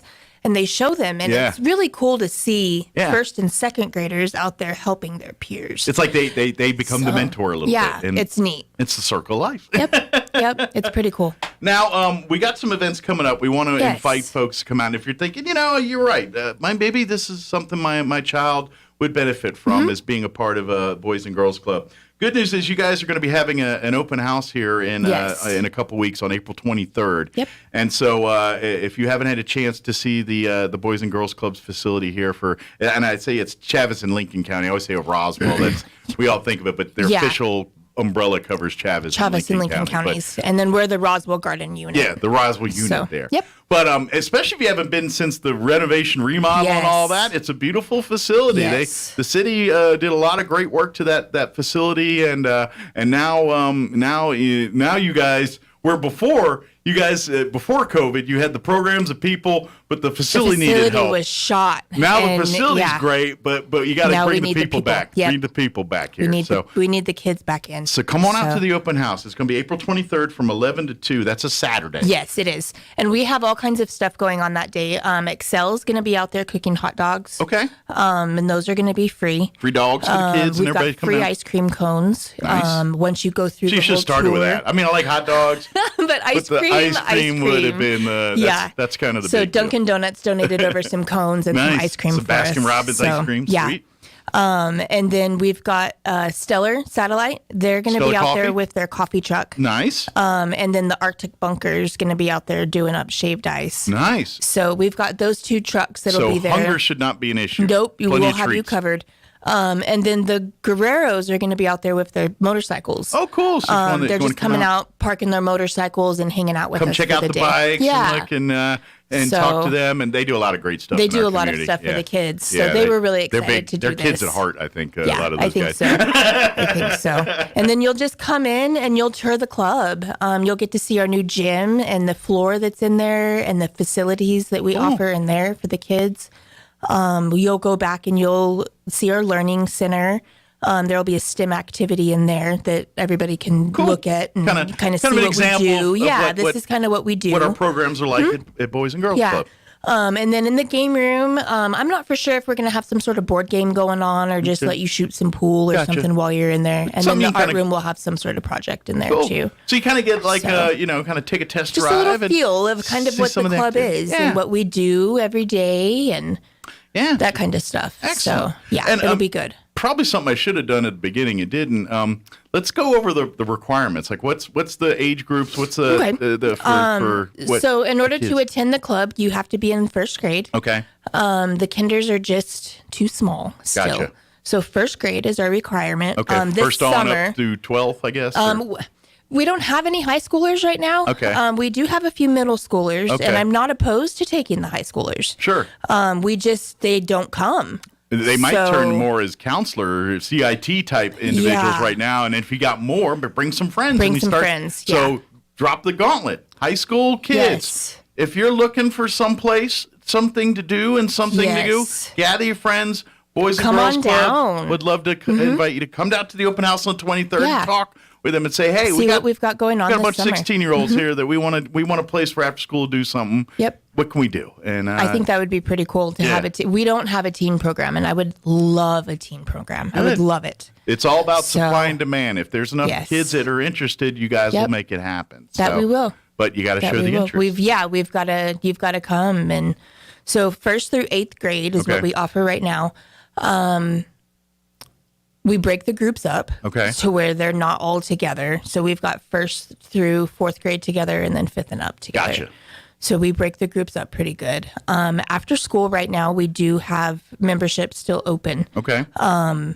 It's a $40 fee for the membership. And Okay. then if you want to get your kids bused there with our vans, then that's $20. Excellent. Okay. So we do offer scholarships. Okay. So if you do need financial aid, let them We know offer and them. they'll work with you on that. Yeah, we we don't want do. many to be the problem that Nope. the kids don't get the Not opportunity. at all. Money's not an issue. Yeah. So we can work with you. But at the same time, if you are available to afford it, please, because that stuff helps with the programs and Yes, helps. for it. sure. The Boys and Girls Club they don't have the Scrooge McDuck vault that they can swim through. That all that money goes for the Yep. programs, for that facility. It goes back into the kids. Oh, yeah, it does for sure. So we've got that's offered. We do offer them snack after school. So if you're looking for after school for right now, up until the end of the school year, come by. Good place to start. Yes, we offer after school care. Yeah. We help them with their homework. We give them a snack. And that's the thing. You know that your child, when they get to the thing, that's going to be the first thing before Yes. we play games and everything. Yep. We'll have our snack and work on our homework. And work on our homework. Yeah, we rarely send kids home not getting their homework done. Gotcha. Yesterday, one kid just didn't finish reading before Gotcha. mom and dad got there, but otherwise, all the homework gets finished. Yeah, just got to finish up a couple chapter there and Yep. do the thing. Good So deal. it's pretty. And that's pretty the cool. great thing too, is your staff and others help. So if they're getting, if they need help struggling with the homework, there's people staff there. right there Yes. to help them Yep. navigate through those There's problems. myself and my programs girl. Both of us are on hand Yeah. for power hour at any given day. I guess it forced So- y'all to get up on your game on Oh, some yeah. of your school. Math. Yeah. Oh, wait a minute. Do I Math. remember fractions? It's fractions and decimals that get me every time. And I'm sure every one of their questions are decimal or fraction Lately, related. it's been shapes, naming the shapes It's like, and I what's know an a circle. area and Yeah. a perimeter. And I'm just like, oh man, I have to look all this up again because you just forget over Sure. time. You're out of practice. Yep. Unless you do it every day, you get out Yep. of practice. So you got to look it up and Yeah. and then you help them out with that. Trust us, we did So- learn it once. We had a lot of time to forget things. Forget things. Yep. Oh yeah, and you definitely do forget things. I always make a So- joke every once in a while because as a radio guy, I'd say, yeah, I know everything. I just can't remember it all at once. That's the thing. Yeah, I know it Yep. all. I just can't remember it all at once. But, yeah, it's a great opportunity. Come check out the open house. Yes, Again, for that's, sure. That's For probably, sure. now you don't have to wait till April 23rd. If you're hearing this and like, no, call today. Call or come call down. and come down. Yeah. We're there. Our front desk lady, Helen, she knows the ins and outs of the club. Yeah. She can tell you all about it, give you a membership application. Today we'll be open 11 to 6. Okay. And otherwise we're open 10 to 6. Very good. Somebody's usually there 10 to 6, Monday through Friday. Very good. So And of course, you can always the location's on Garden there, 201 South Garden. What is there a phone number over there if people have questions? yes, they can call? it's 575-550-5001. Very good. And of course, you could. I think you guys have a Facebook as well. We too. sure do. It's Boys and Girls Clubs of Chavez and Lincoln Yeah, counties. just do it. And that way you can like and follow. You can stay up to date Yep. whenever there's We events. do all kinds of stuff. Just yesterday, we had Amy Steen with I Can come in and Okay. helped us plant seeds for our garden. Cool. So we got our garden. We've got the little pods It is going that with season. our seeds. Yeah. And then here in the next month, we'll uproot them and plant them over into our garden that Cool. we've got. So the city came out and rototilled up all of our stuff, and Oh, so we nice. can plant our stuff in. That's cool. So the kids will So, be. yeah, the kids will be on hand for Are that. they doing flower, vegetable, Oh, both? it's vegetables and watermelon. Nice. So Yep. maybe they'll have a snack or two. This summer, we're real excited for the harvest this summer. And fall. Turn to a cooking class after that. It'll It's be like, all really right, let's neat. make some carrots and cucumbers. Yeah. We're talking about pickling the cucumbers. Nice. And just doing some different stuff. Vicki Burris is going to come in and help us with canning. Okay. We've got a week during the summer that's called the Game of Life, and it's all life skills. Great. And so she's going to come in that week and do some canning stuff. And those are great skills that are going to last your whole life. Oh, I yeah. mean, I kind of, Oh, yeah.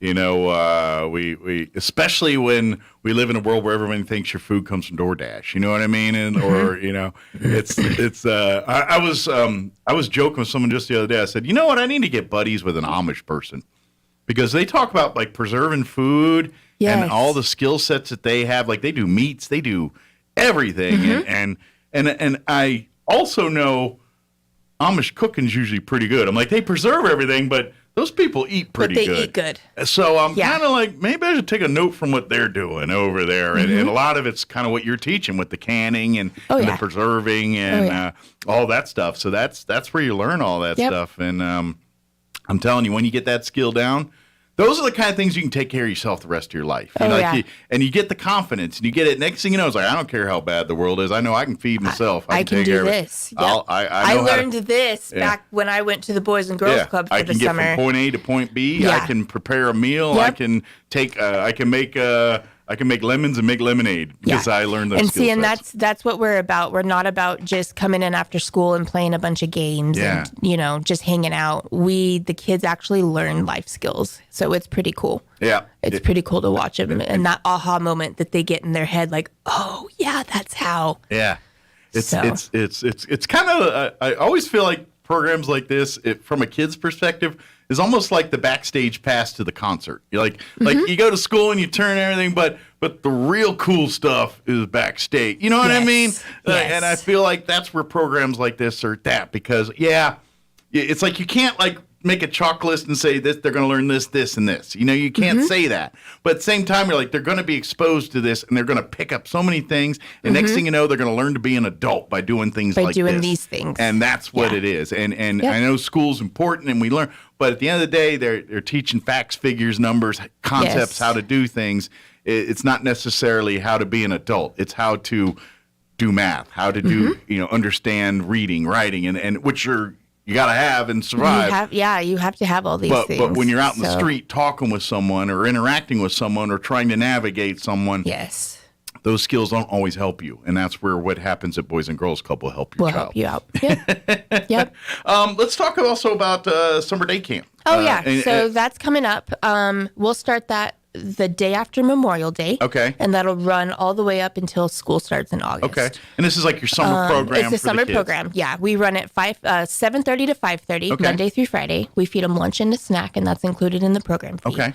The program fee is $50 for the week. Okay. It's about $1 an hour. That's very affordable.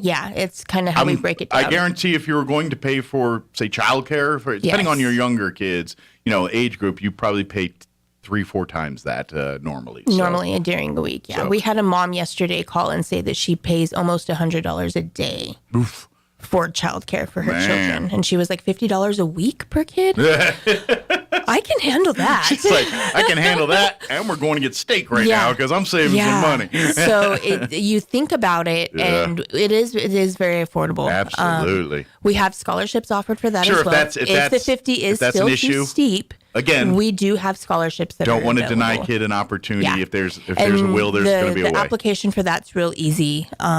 You just bring in that and the information that it requires, and we send it off to our scholarship board. Very good. So, but again, now your kid has a fun, structured environment. Yep. You don't have to be at work going, my kid's at home. Is he or she blowing the house up? It's like, do I still have it upstairs? I mean, you don't have to worry about that. Yep, because they're at the club and they're learning cool things, and you don't have to worry about them being safe. And we're going to take all kinds of field trips this summer.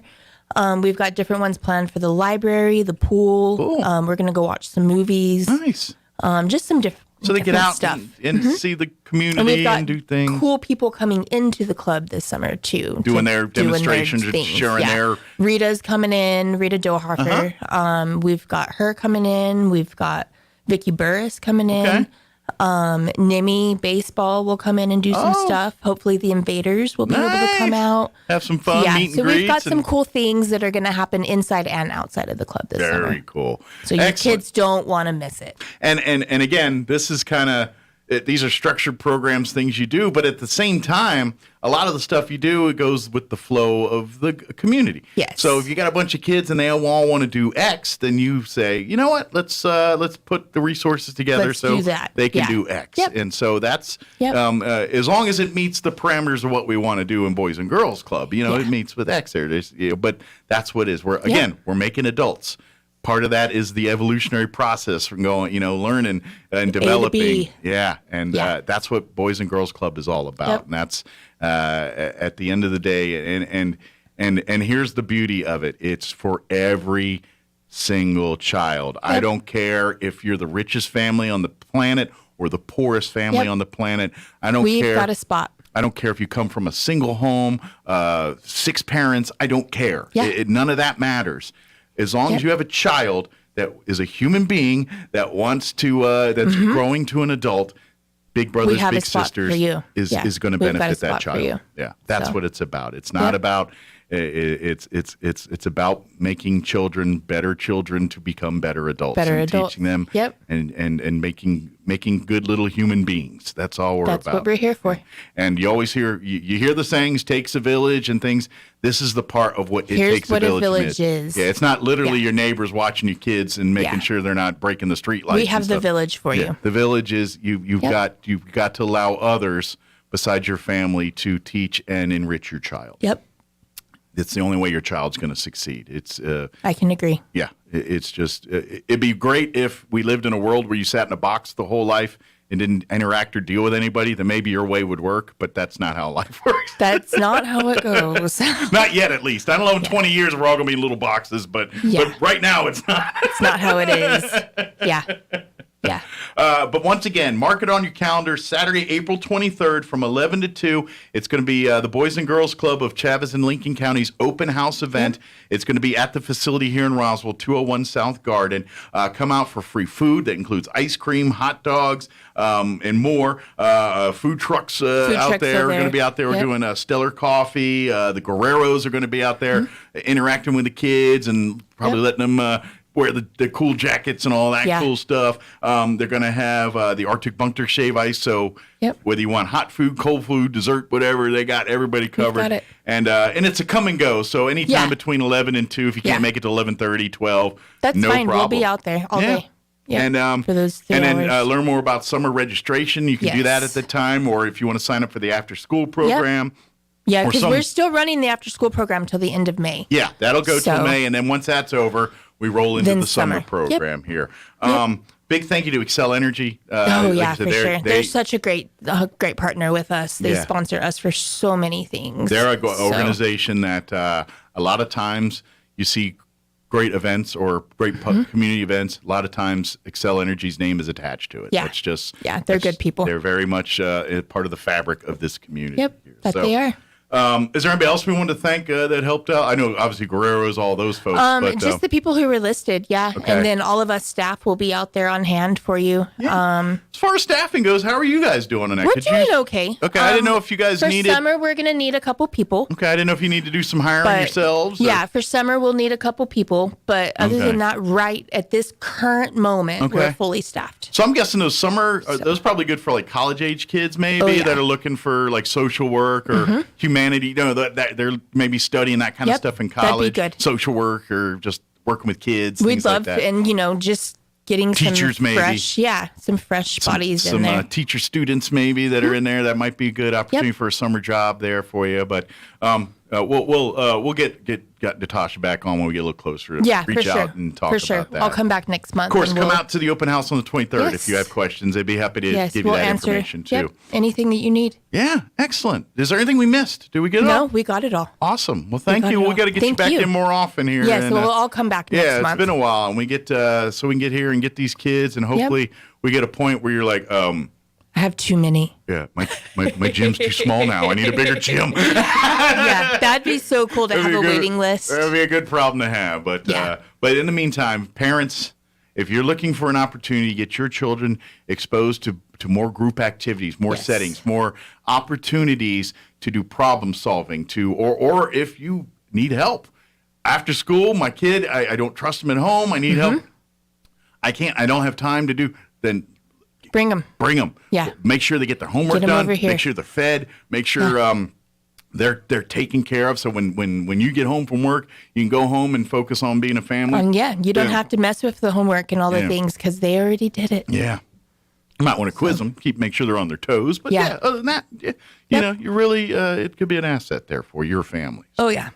Awesome. Well, thank you. Thank you. We'll see you here next time, okay? Yes, sounds good. Don't work too hard. I'll try not to. All right. It is 8. Yeah, I know. I'm sure you're heading right over to the kids. Yeah, head right over. Well, I imagine for some days you get probably the extremes where it's like all the kids and that energy rubs off on you, but then at the end of the day, sometimes all that energy you get home is like, you're exhausted. Yeah, you're like, I just want to stare at a wall. Yeah, and not, you are exhausted. Yeah, I imagine. But like they feed you and drain you at the same time. Yep. They're great. That's great. Well, thank you, and we'll see you next time, okay? It is 8:54. Let's go ahead and do a quick local news and a quick break before national news. Don't go away. You're listening to Mornings with Mike Winters. Now for your Pecos Valley News Update, I'm Jared Cirillo. The Carlsbad Spring Fling is back, scheduled for April 23rd from 10 to 2 p.m. The event will take place at the Beach Band Shell. There will be games and fun for all ages, live music, and food trucks. The event is free. If you or your business are still interested in taking part, contact Sam at 505-634-8610. A ceremony is planned for Friday in Carlsbad honoring Janelle Whitlock, who died last year. The ceremony will begin at 11 Friday at the Janelle Whitlock Municipal Complex. Mayor Dale Janway says there will also be a bench dedication at 2 p.m. The Carlsbad City Council approved renaming the building in Whitlock's honor in December. Janway said Whitlock played a critical role in public service as a municipal judge, city council member, and a member of the Planning and Zoning Commission. New Mexico will provide new payments totaling $500 for individual adults or $1,000 for households, offsetting steep prices for fuel and raging inflation under a bill approved by the state legislature. I'm Jared Cirillo. With the Wall Street Business Report, I'm Bernie Bennett. Federal Reserve officials are signaling that they will take an aggressive approach to fighting high inflation in the coming months. Actions that will make borrowing sharply more expensive for consumers and businesses and heighten risks to the economy. In minutes from their March policy meeting released Wednesday, Fed officials said that half-point interest rate hikes rather than traditional quarter-point increases, quote, could be appropriate multiple times this year. At last month's meeting, many of the Fed's policymakers favored a half-point increase, but held off then because of the uncertainties created by Russia's invasion of Ukraine. A major power outage hit Puerto Rico late Wednesday, plunging nearly 350,000 customers into darkness after a fire erupted at one of the largest power plants in the U.S. territory. The outage is one of the biggest in recent months for the island's crumbling electrical grid, which has seen its periodic blackouts grow worse in the last few years. Puerto Rico's Electrical Power Authority holds some $9 billion in public debt that it is trying to restructure. With the Wall Street Business Report, I'm Bernie Bennett. When you think of home health care here in Roswell, what's the first thing that pops into your head? That's right, Frontier Medical. We've been doing it better than anyone else for over 20 years. From in-home nursing to physical therapy and so much more. Doctors and hospitals from Albuquerque to Lubbock and everywhere in between have been trusting their patients to us here at Frontier Medical. So when it's time to make a choice, remember Frontier Medical. 575-627-1112. Frontier Medical. Name to remember. If your car breaks down, no need to cry, because there's always a pal nearby at Big O. At Big O Tires. Locally owned will get you in gear. That's because you've known us for years at Big O. Big O Tires. Don't need to sweat any extra labor. You can always trust a good neighbor at Big O. At Big O Tires. The best service is part of our code. Need a cup of sugar? We're down the road at Big O. At Big O Tires. Now through April 24th, buy 3, get 1 free on Mesa AP3, Mesa HT, Cooper Endeavor, and Cooper Endeavor Plus brand tires. Big O Tires, the team you trust. Installation charges extra. Required on all 4 tires. Disposal fees extra and up to 10% shop fee based on non-discounted regular retail price not to exceed $35 where permitted. Eligibility may vary. Not valid with other offers. At participating locations, no cash value. Some stores in Missouri, Minnesota, and Kansas are company owned. How do you know if someone loves you? Often someone will tell you that you're loved, but wouldn't it be better if they showed you? That's exactly what God has done. First, He told us. All through the Bible, God says that He loves us. But He didn't stop with words. He then showed His love. You know the verse. For God so loved the world that He gave His one and only Son. The interesting thing about God's love is that it's not based on who we are, but on who He is. God doesn't love us because we deserve it. He loves us because it's His nature. This kind of love doesn't exist anywhere else, and it will never let us down. Have you allowed yourself to experience the true love of God? It's available, and God longs to give it to you, but you must be willing to accept it. Come and join us at Country Club Road as we not only encounter the love of God, but then joyously reside in it. Join us at the Country Club Road Church of Christ for worship at 10 a.m. on Sunday, located on the corner of Country Club and Washington in Roswell. Here's a Mornings with Mike Winters fun fact. A U.S. quarter has 119 grooves at its edge. A dime has 1 less groove. So by definition, that makes a dime less groovy. Here's Mike Winters. And good morning. Closing in on 9 o'clock. Town Hall News up next. Stay tuned. Next hour, we'll be talking with Crystal Noble from the Roswell Humane Society. You're listening to 106.5 Roswell's Talk FM, KEND, Roswell, New Mexico. We'll be back. Breaking news this hour from townhall.com. I'm Jeremy House. Anticipating an even greater surge of illegal aliens crossing into his state from Mexico, Texas Governor Greg Abbott is taking action. Steps prompted by President Biden's decision to open the southern border even wider. The president plans to lift Title 42, which allows for speedy deportation of illegal aliens on public health grounds. In response, Governor Abbott says on Twitter, the state of Texas will begin transporting migrants who have been released from federal custody to Washington, D.C., enhancing vehicle safety inspections at ports of entry and deploying additional resources to strengthen border security operations. Governor Abbott added on Twitter that he will continue to evaluate threats posed by the end of Title 42 and additional action could be taken. Ken Lorman reporting. The UN is debating whether to suspend Russia from the world body's Human Rights Council amid growing evidence of Russian atrocities in Ukraine. The torture and slaughter of thousands of civilians by the Russians has captured the attention of the U.S. Congress. The vote was near unanimous. The yeas are 418, the nays are 7. With that, the U.S. House of Representatives called for a federal government report on evidence of war crimes committed during the Russian invasion of Ukraine. The vote followed growing reports of atrocities in Ukraine in towns around the capital Kyiv, particularly in Bucha, and new accounts of civilian deaths in the besieged port city of Mariupol. Correspondent Mike Gracia reporting. Looks like Judge Ketanji Brown Jackson is on a glide path to the nation's highest court. The Senate today is expected to confirm Jackson to the U.S. Supreme Court. 3 Republican senators have said they will support Jackson. On Wall Street, the Dow is up, or down, I should say, 196 points. More on these stories at townhall.com. I'm about to compare a pepper shaker to a cash-out refinance. Hang with me. You know when you're at a restaurant and they ask, would you like some fresh ground pepper? And then they crank that giant tube, but almost nothing comes out?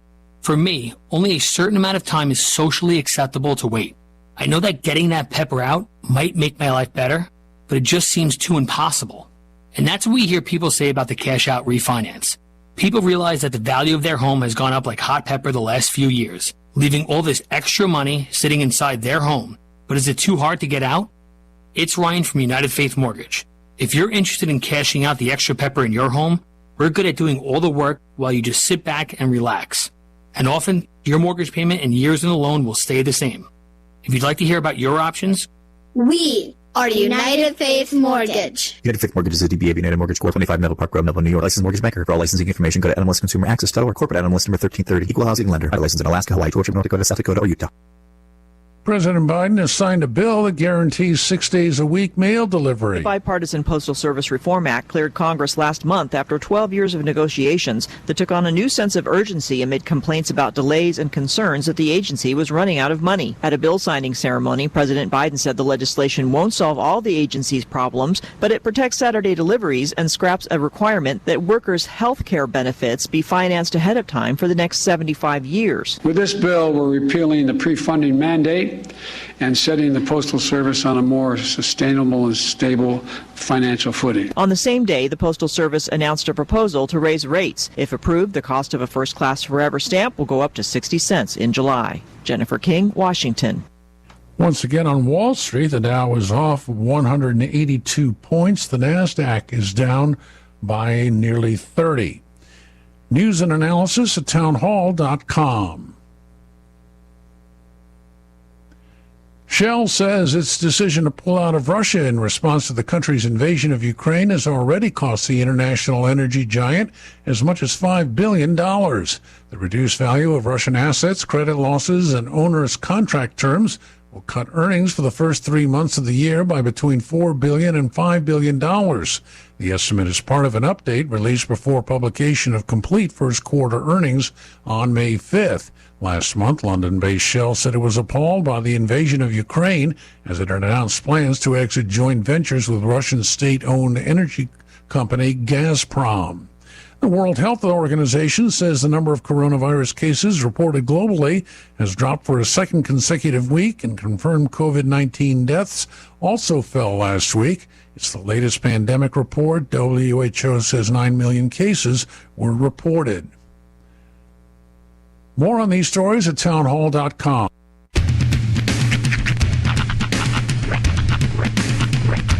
What in the wide, wide world of sports is going on here?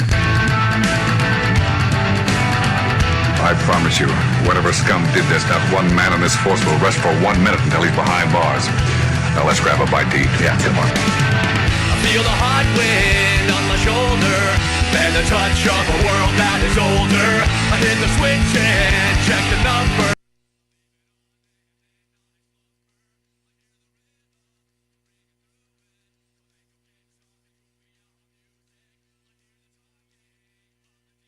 The devil listen, what does he say?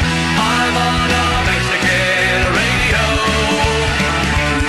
I'm on a Mexican radio. Broadcasting live from high atop the J.P. White Building in downtown Roswell, New Mexico. It's Mornings with Mike Winters on 106.5 Roswell's Talk FM. Is that what I sound like when I talk? Now, here's your host, Mike Winters. And good morning. It is 6 minutes after 9 o'clock. Welcome to hour number 3. Chris and Of Mornings with Mike Winters, right here on 106.5 Roswell's Talk FM. Happy Thursday, everybody. It is now. It is. I'm not going to show the other side of this because it's got sensitive information, but the guest this hour, awesome Mrs. Crystal Noble, brought me the voucher to get my cat. You almost said Mrs. Christmas, which in essence ain't wrong. Yes, right now it is. For you. To get my cat Tony neutered. Well, society thanks her. It's great news for everyone except for him. This cat's a menace to society. I'm just kidding. I have to shut my door. I can leave my door a crack open when my kids are outside playing. It's bad. He's constantly looking for ways to get out now. It's just he's been a man who's been out. He got himself a taste. He did. And he's like, I was basically liking it. He's a 13-year-old boy right now. Uh-huh. He's just walking around the house, just leaving his filth all over, and cracks and crevices and corners. See? Anywhere you see clothing balled up, there's probably. Never mind. Well, in the words of Bob Barker, that's why you have your pet spayed or neutered. Yep. That's what he was. That's what he was really. It was the smell. It was really the smell. Bob knows. Sanitize my house top to bottom when all this is over. Wow. Well, I'm glad. Mm-hmm. Now you can go rush out get Tony emasculated. Yes. Be done with it. And then there's I have to do that line from the movie. I think it's Tommy Boy. Mm-hmm. Well, the good news is you figured out you found the spot, and the next part is washing it off. I just have to find out where it's where the scent is coming from and dispose of that product or that item. Yeah. There you go. Well, yeah. But the process has started. It has indeed. There you go. It has indeed. There you go. Or it will later. Time to teach your boy Hunter some chores. Hunter, let's go play Find the Smell. Well, it's good lessons for later in life because you will be using the smell test once you're in your late teens, early 20s, trying to figure out if you can wear this again. Skill set that he's going to be needing. I'm in my late 30s and I still use the smell test on a regular basis. You're also a single man. That's right. why. Not a lot of shame in my game. I got married that way. I have way my a long on time days ago. and then I have my off days. Okay. Some of those are for me. You do you. But, well, good. I'm glad that is happening now. Yes.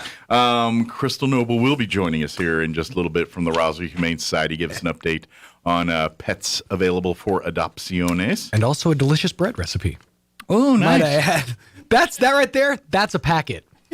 Now I'm curious. What kind of bread? It's cashew sourdough bread. Interesting. Really? Keto friendly. Yeah, it's keto. I was going to say this. So it's 10 ounces of, okay, that's. Does it use like a nut? 10 ounces of raw cashews, okay. Okay. Probiotic powder, okay. I love cashews. Filtered Cashews are water. good. Pasteurized eggs, water, baking soda, yeah, psyllium husk. There it is. Okay. I was like, where's the spring? The psyllium husk. Yeah. I think my psyllium husk is expired, but awesome. Gotta have a fresh husk. Yeah. I think it's basically Metamucil. I think is essentially what psyllium husk fiber is. Oh. Mm-hmm. Okay. Yeah. Or magnesium citrate combo. Yeah, it's either way it'll keep you regular. It will. It's known to assist in certain department. All right. It's got a lot of probiotics that are good for. One of the things with keto is it messes with your gut biome, with your good bacteria. Mm-hmm. So you kind of have to do things to counterbalance Replace it. Take a lot of probiotics and supplement. A lot of that weird yogurt stuff. That's nuts, man. Mm-hmm. It is. That's not bread, actually. I know. Pun intended. You're not a father. You can't make those jokes. I'm a DJ on the radio. I have an exemption. That's actually, there's a correlation. That's why I make such a good DJ. I'm someone's father. That's right. Someone's father.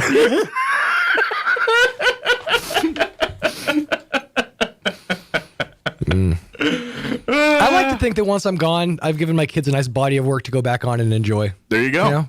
There's not a lot of my dad's voice floating around. There's plenty of me floating around. And you're young. They're young. There's a lot more to throw out there too. Yeah, I'm pessimistic. Just trying to get it all recorded while I'm young. Make hay while the sun shines, as they say. Well, if Rhiannon 20 years later is like, why do I love these stupid fries in my Frosty? You know what happened. Mm-hmm. Daddy did it to you. I did. I most certainly did. Taught her the right ways. These are the ways. Yeah. You and your brag tag. I like it. It ruined it. That's the second dog tag she's gotten this year. That's great. She got one from the daddy-daughter dance, too. So nice. And she's all dog tagged up. And they wear them like a friendship bracelet where they keep each one on there or they get a new one, right? I think they get to carry. They get. So she's got like two, right? Yeah, it's the just this kitty character and then just the Frosty tag. Okay. But the Frosty tag's good for a year. So. Oh, nice. Yeah. Nice. Or a calendar year. And I guess you have to be a kid wearing it. Like you haven't tried rolling up with wearing it going, Yeah, no. I ain't bragging, but I got a tag. I have a kid of character, right? I ain't bragging, but I'm tagging. Well, I figure, most of the time I use it, I'm going to have her with me. If not, a junior Frosty ain't going to do it for me. That's like 2 spoonfuls. Right, I get you. Yeah, that just ain't makes enough satisfaction. That just wets the beak. That's a tease, yeah. Mm-hmm. That's donkey lipping at satisfaction. Yeah, you need that large to really sit in your gut. We're great. And wait for that lactose to build up. And the burbling and the blurbling. Yep. That's right. Man, who wants a Baconator? Hey, it's 12 minutes after 9. Breakfast time, breakfast Baconator. There There you go. It is 13 minutes after 9 o'clock. Let's get you up to date on the weather. I'm meteorologist Steve Hamilton with your Pecos Valley weather. Things look good for the next couple of days. We'll stay fairly cool today and tomorrow, and then we get a big boost on our daytime highs coming up over the weekend. Sunshine today, high pressure is overhead. We'll hit about 70 for the afternoon high and a little bit breezy. Upper 30s and clear tonight, and then right around the 70-degree mark again on Friday and sunny. We're in the upper 80s for the weekend. That's your latest forecast. I'm meteorologist Steve Hamilton. Thank you, Steve. Currently 48 degrees here in Roswell. Humidity is at 17%. Winds variable at 3 miles per hour. For today, sunny skies, highs near 70 expected. Winds will be out of the southwest 5 to 10. Later shifting to the southeast later today. So 5 to 10. That's a beautiful day. Clear skies tonight. Overnight low at 37. Southeast winds 5 to 15 miles per hour. Friday, kind of like today. Sunny, high near 71, north winds 5 to 10 miles per hour. Tomorrow night, clear skies, overnight low of 39 degrees with south winds 5 to 10. And then we'll warm up for the weekend. Saturday, sunny skies, 89, so near 90 on Saturday. Winds will be out of the south, 5 to 10 in the morning, picking up 10 to 15 for the afternoon. Sunday, we're looking at mostly sunny skies. Once again, highs right around 89, 90, but they use the word breezy, so a little windy on Sunday. And it looks like next week's going to be some breezes and winds. Pretty much every day, they either use the word breezy or windy. For example, Monday, sunny, 86, breezy. Tuesday, sunny, 86, windy. Wednesday, sunny, 73, breezy. So a lot of wind next week, sounds like. We'll see. All right, it is 9:15. Let's go ahead and take about a 3-minute break, and then we will talk with Crystal Noble from the Roswell Humane Society on this side. On the other side. Don't go away. You're listening to Mornings with Mike Winters. Join Church on the Move Good Friday, April 15th from 5:30 to 8:30 p.m. for an outdoor fun-filled family night with a free Easter egg hunt for kids ages 12 and under. Every age group that participates in the egg hunt will have a chance to win prizes, including Nintendo Switches and lots of free candy. Plus, Church on the Move will have a free feeding and petting zoo with over 40 animals, including zebras, llamas, yaks, and kangaroos. Free mechanical bull, surfboard, blow-up games, and free paintballing for the teenagers. We'll also have our local food trucks on hand with all of your favorite food. Come and join in on this fun-filled family night on Good Friday at Church on the Move, 901 West Brasher in Roswell, starting at 5:30 p.m. There's a whole universe out there. Come explore at the International UFO Museum and Research Center, featuring engaging exhibits and in-depth first-hand accounts of the incident that put Roswell on the map. The research library features the most comprehensive collection of UFO research materials in the world, and you can get exclusive one-of-a-kind gifts and merch from the gift shop or online at RoswellUFOmuseum.com. Don't forget about the UFO Festival, July 1st through 3rd, celebrating the 75th anniversary of the Roswell incident. The International UFO Museum and Research Center. It's otherworldly. Oasis Computers has been Roswell's trusted source for home and small business computers for over 30 years, and they continue to be your best resource for computer repairs, operating system upgrades, web root managed, antivirus, special orders, and more. Oasis Computers is now open from 8 to 1, Monday through Friday to better serve you. Service calls by appointments and after-hour appointments are available too. Stop by Oasis Computers at 1703 North Garden or call or text 575-625-9141 for even faster service. To plant or not to plant? That is the question. Hi, this is Jim Gill from Roswell Seed Company. Our tomato plants and pepper plants are ready to go. If you plant them now, you might have homegrown tomatoes and peppers before anyone else, or the frost might kill them. As Clint Eastwood would say, do you feel lucky? You'll either be the smartest gardener in the county, or you'll get to replant them all over again. I say go for it. You'll get more practice and we'll get more business. This is Jim Gill from Roswell Seed Company, and I apologize to William Shakespeare. Serving part-time in the Army National Guard has led to a lot of firsts for me. The education assistance I received made it possible for me to be the first person in my family to go to school and graduate debt-free. That education helped get me to the first day at my dream job, a job that I can still hold while I serve part-time. That job, plus the other benefits possible from the Army National Guard, helped me become a first-time homeowner. Also, part of my role as a National Guard soldier means I know that I can be one of the first to respond and help my community if disaster ever strikes. I'm extremely proud that I get to serve my community, and that first step I took by joining the Army National Guard has made all the difference in my life. Talk to your local recruiter or visit nationalguard.com to find out what firsts are available to you in the Army National Guard.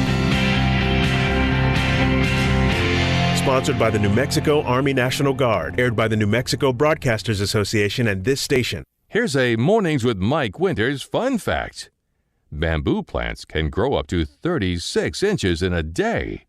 So if you're told you're growing like a weed, you can say, "No, I'm growing like a bamboo." Here's Mike Winters. And good morning. It is 18 minutes after 9 o'clock, and joining us in the studio this morning from the Roswell Humane Society, Crystal Noble back with us. Good morning. Good morning. How are you today? Nice. This is a beautiful day. It is. You can't really complain about the weather today. You know, it's kind of hard. If the weather was like this on my day off, it'd be great. Never works that way. No, because windy. Yeah. Is what I just heard. Not breezy, but windy. Yeah, exactly. So, there's no fun happening on my day off if it's windy. right? Yeah, especially if you got work to do. Like, you know what I mean? All the errands and things that you do wait for your day off to get done. Now you got to do it in a big bag of wind, which adds equal bag of stink to that. Oh, yeah. So, but I have good news. Good. Yin Yang and Denim have officially been transferred out to another rescue. So they're closer to getting a home after 1 year plus of being inside the Humane Society. They have left our state. They are in Washington. Okay. To an area where they probably have a lot bigger demand for Larger adoptions dogs. and pets and things. Good. Well, I hope they find a loving home up there in Washington. Man, that's going to be a weather change for them. They're going to be like, dang, it was hot last time I checked. Now it's raining. They're going to be like, whoa, that's what this wet stuff that comes out of the water hose actually looks like. I've never seen this before. But, Yeah. But they have officially been transferred out to another rescue group to help them find a home in a different area. Awesome. And this, and this is not uncommon, folks. Roswell populates other states. We're kind of a supply of pets for others because we're overpopulated and we don't have enough loving people homes, and we have people that are doing a lot of dumb things with pets, and they're not getting them spayed, neutered. They're having, all the things we keep talking about. That's a problem here, and it's not. I mean, is it probably better than it was a couple years ago? Yeah, because a lot more people working on the problem. But as far as people still not doing these, they're still doing them, and the shelters are always full. And I'd say at least a couple times a year you're sending pets to Albuquerque or Colorado or wherever I go to the need Albuquerque is. twice a month. Wow, that's. I mean, it's great that you're finding places for these pets, but we as a community need to be more proactive on being responsible pet owners. The only way we're going to fix this problem is people chipping their animals, people getting them spayed and neutered, people actually being responsible pet owners, fenced in yards, and Not chaining them and tying them up. keeping indoor cats indoors, not letting cats, adopting a cat and letting it roam free and become feral. All those things we don't want happening. That's one of our big issues is our feral cat community population in this town is more than our census for people living in this town. I absolutely believe that. I can tell you right now in my neighborhood, there's at least 4 stray cats that kind of just linger in the area. Now I know why. Families take care of them. I mean, some of them have flea and tick collars on them. Some have been spayed and neutered. So they are in essence being taken care of. But I come home and I'll see a black and white kind of hanging out. There's a black cat that sits on my roof sometimes. It's a little unnerving.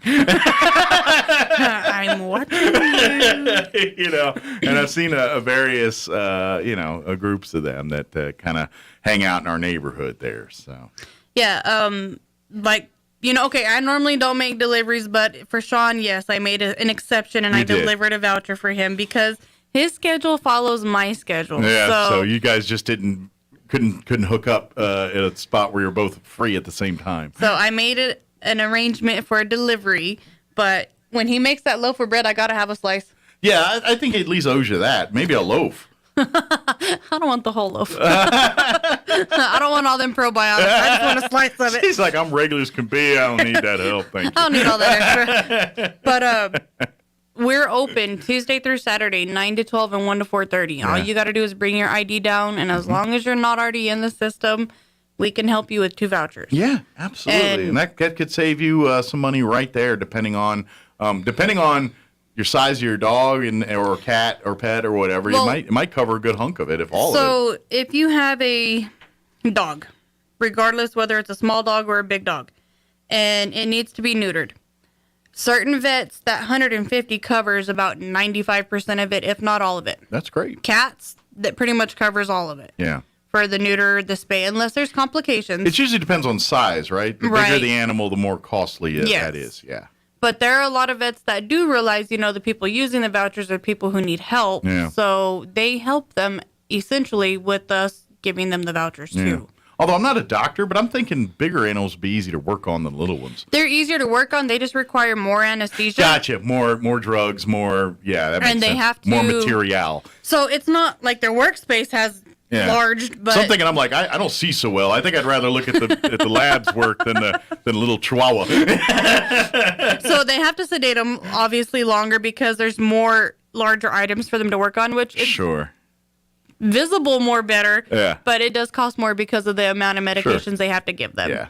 And I imagine, too, with that, more medication means a little bit higher risk, which means more monitoring, more care is needed on the bigger dog. Well, they do it by weight, just like with us. Like when we go to be put under anesthesia, they do it off of our weight. Whatever our weight is, that equals out to X amount of medications for this amount of time. And then if you need to be out for a longer period of time, then you're accepted this amount of medications. It's the same with dogs. Gotcha. And cats. So depending on how big they are, depends on how much anesthesia they're going to need to be sleepy time for a little while. And then, of course, they give them a little extra so that way they slowly wake up from recovery and not wake up just in a panic and ready to go. Freak out. And it's, as humans, we can process things a little bit. The pets, they're like, what just happened? Yeah, they're like, let's go. Yeah, we're freaked out. Where am I? What happened? Who's this? What am I doing? And So, but please take advantage of these. If those vouchers would help you and you're eligible, take advantage of them. Use them. Trust me, you're doing the best thing for your family and your pet by having them spayed or neutered. You're making them healthier pets. They're going to have less medical issues. Generally speaking, a lot of times there's medical issues, especially with the reproductive side. Cancers in cats eliminate when they're spayed and things like that. You're doing a service for your pet by having them spayed or neutered. You're controlling the population. You're doing, and your own sanity too. You hear Sean's stories about his cat spraying around the whole house and all that. So there's other things that boy cats do, and boy dogs would do it too if they had the capabilities, but only male cats can do this. So a not neutered male cat can ejaculate on its own without locking with the female. Okay.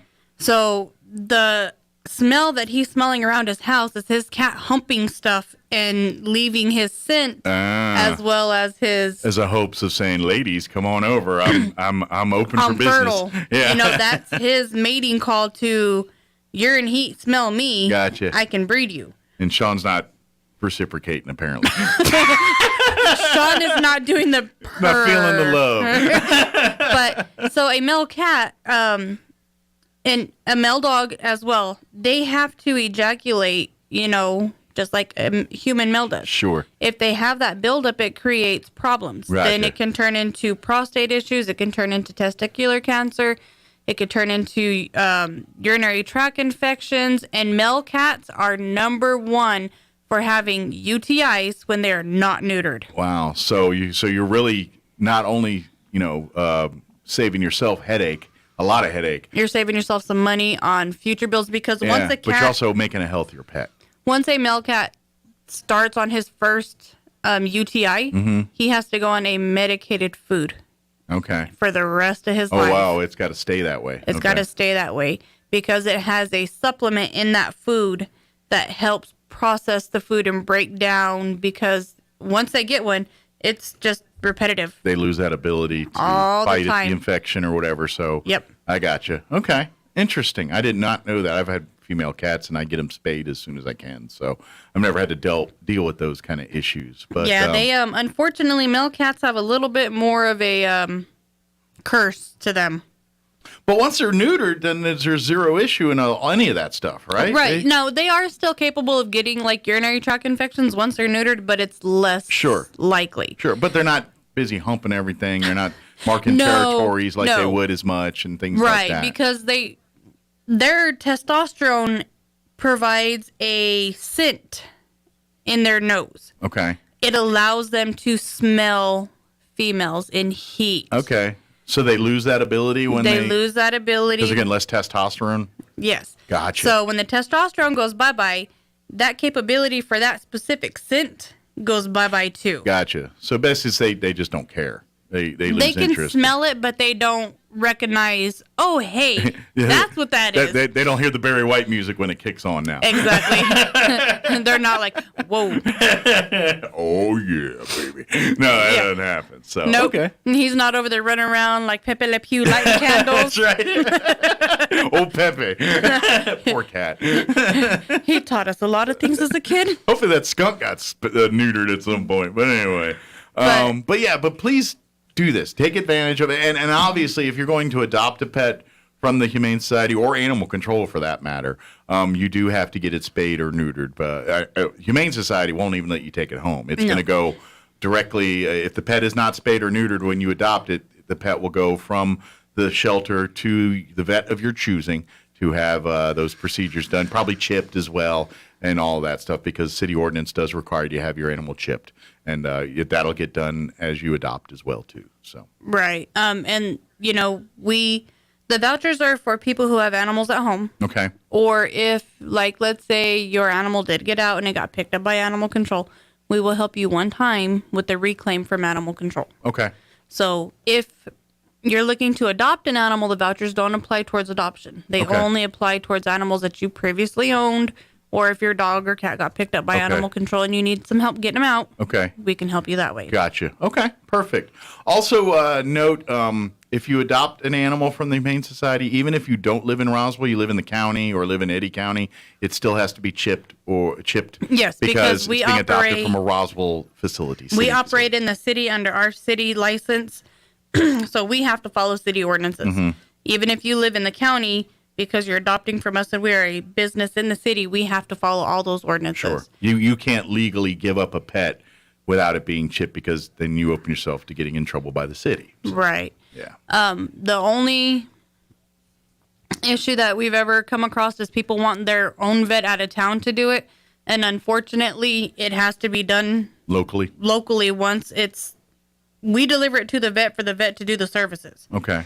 Unfortunately, I can't deliver to Dr. Young in Artesia or Dr. Ashby in Ruidoso, so it has to be done with a local vet. Okay. And the majority of the people, they do understand once we explain it to them. Sure. But, you know, if you are in Artesia, Ruidoso, Carlsbad, we will not adopt to you. You just have to understand it has to be done here in Roswell because I have to physically deliver them from my care to the vet's care, knowing that they're not going to be released unless they are spay or neutered, microchipped, and rabies vaccination. Unfortunately, 99% of you have nothing but good intentions here. Unfortunately, there's a 1% that do one nothing. bad apple. That do nothing but try to circumnavigate what they're trying to do. Lord knows why. Whether maybe it's for something nefarious like dog fighting or something like that. Maybe they are scared of vets. I don't know, but people do that kind of stuff. So unfortunately, the Humane Society has to be stringent about this, because it's fool me once, shame on me, fool me twice, shame on you, and they're not going to be fooled again. So, but that being said, all you got to do is get the initial chipping and spay and neuter done. Past that, if you want to have Dr. Young in Artesia or wherever be your family vet, that's no problem. We just, before we can, and as soon as we're done, take the pet to your vet, have the vet look them over, do a physical, establish a medical history with that vet, and God bless you. Go on and take care of. But for the initial spay and neuter, if that pet is not spay and neutered or chipped, it'll have to be done here locally. And after that, you can You can do, and it's very easily transferred, like Yeah. shipping and all that. All you have to do don't is have to just go back call same from spot your or vet anything. and say, hey, this is where I had it done at Roswell. Yeah. And they can contact that veterinarian, and then they can transfer it over for you. So therefore, all of your records are in one location. Gotcha. So just make note. But again, that's just policy, and it's to protect the animals as it is. Again, remember when we started the show, we have a huge overpopulation problem. Issues to that are some of the reasons we're just talking about why you can't do what you do. We're trying to eliminate what's going on that side of things. So. And then there's another spay neuter clinic, which I believe it's Snow Spay and Neuter on Wheels. Okay. They're coming down once a month, and they're doing it at a clinic that's on East Country Club. Okay. Or College. I'm sorry, East College. East College. All right. And they do all feral cats. If you trap them, all feral cats are free as long as you have an arrangement set up with them for the time that they're doing the clinic. Any male cat or female cat, actually, I have the pricings here. Okay. Because they... but they offer deep discounted spay neuters. Well, it's really amazing how much they're doing. So all dogs, regardless male or female, are $75. Okay, which is very good price. Yeah. By the way. Cats are $50, and all feral cats are free, and their ears will be chipped.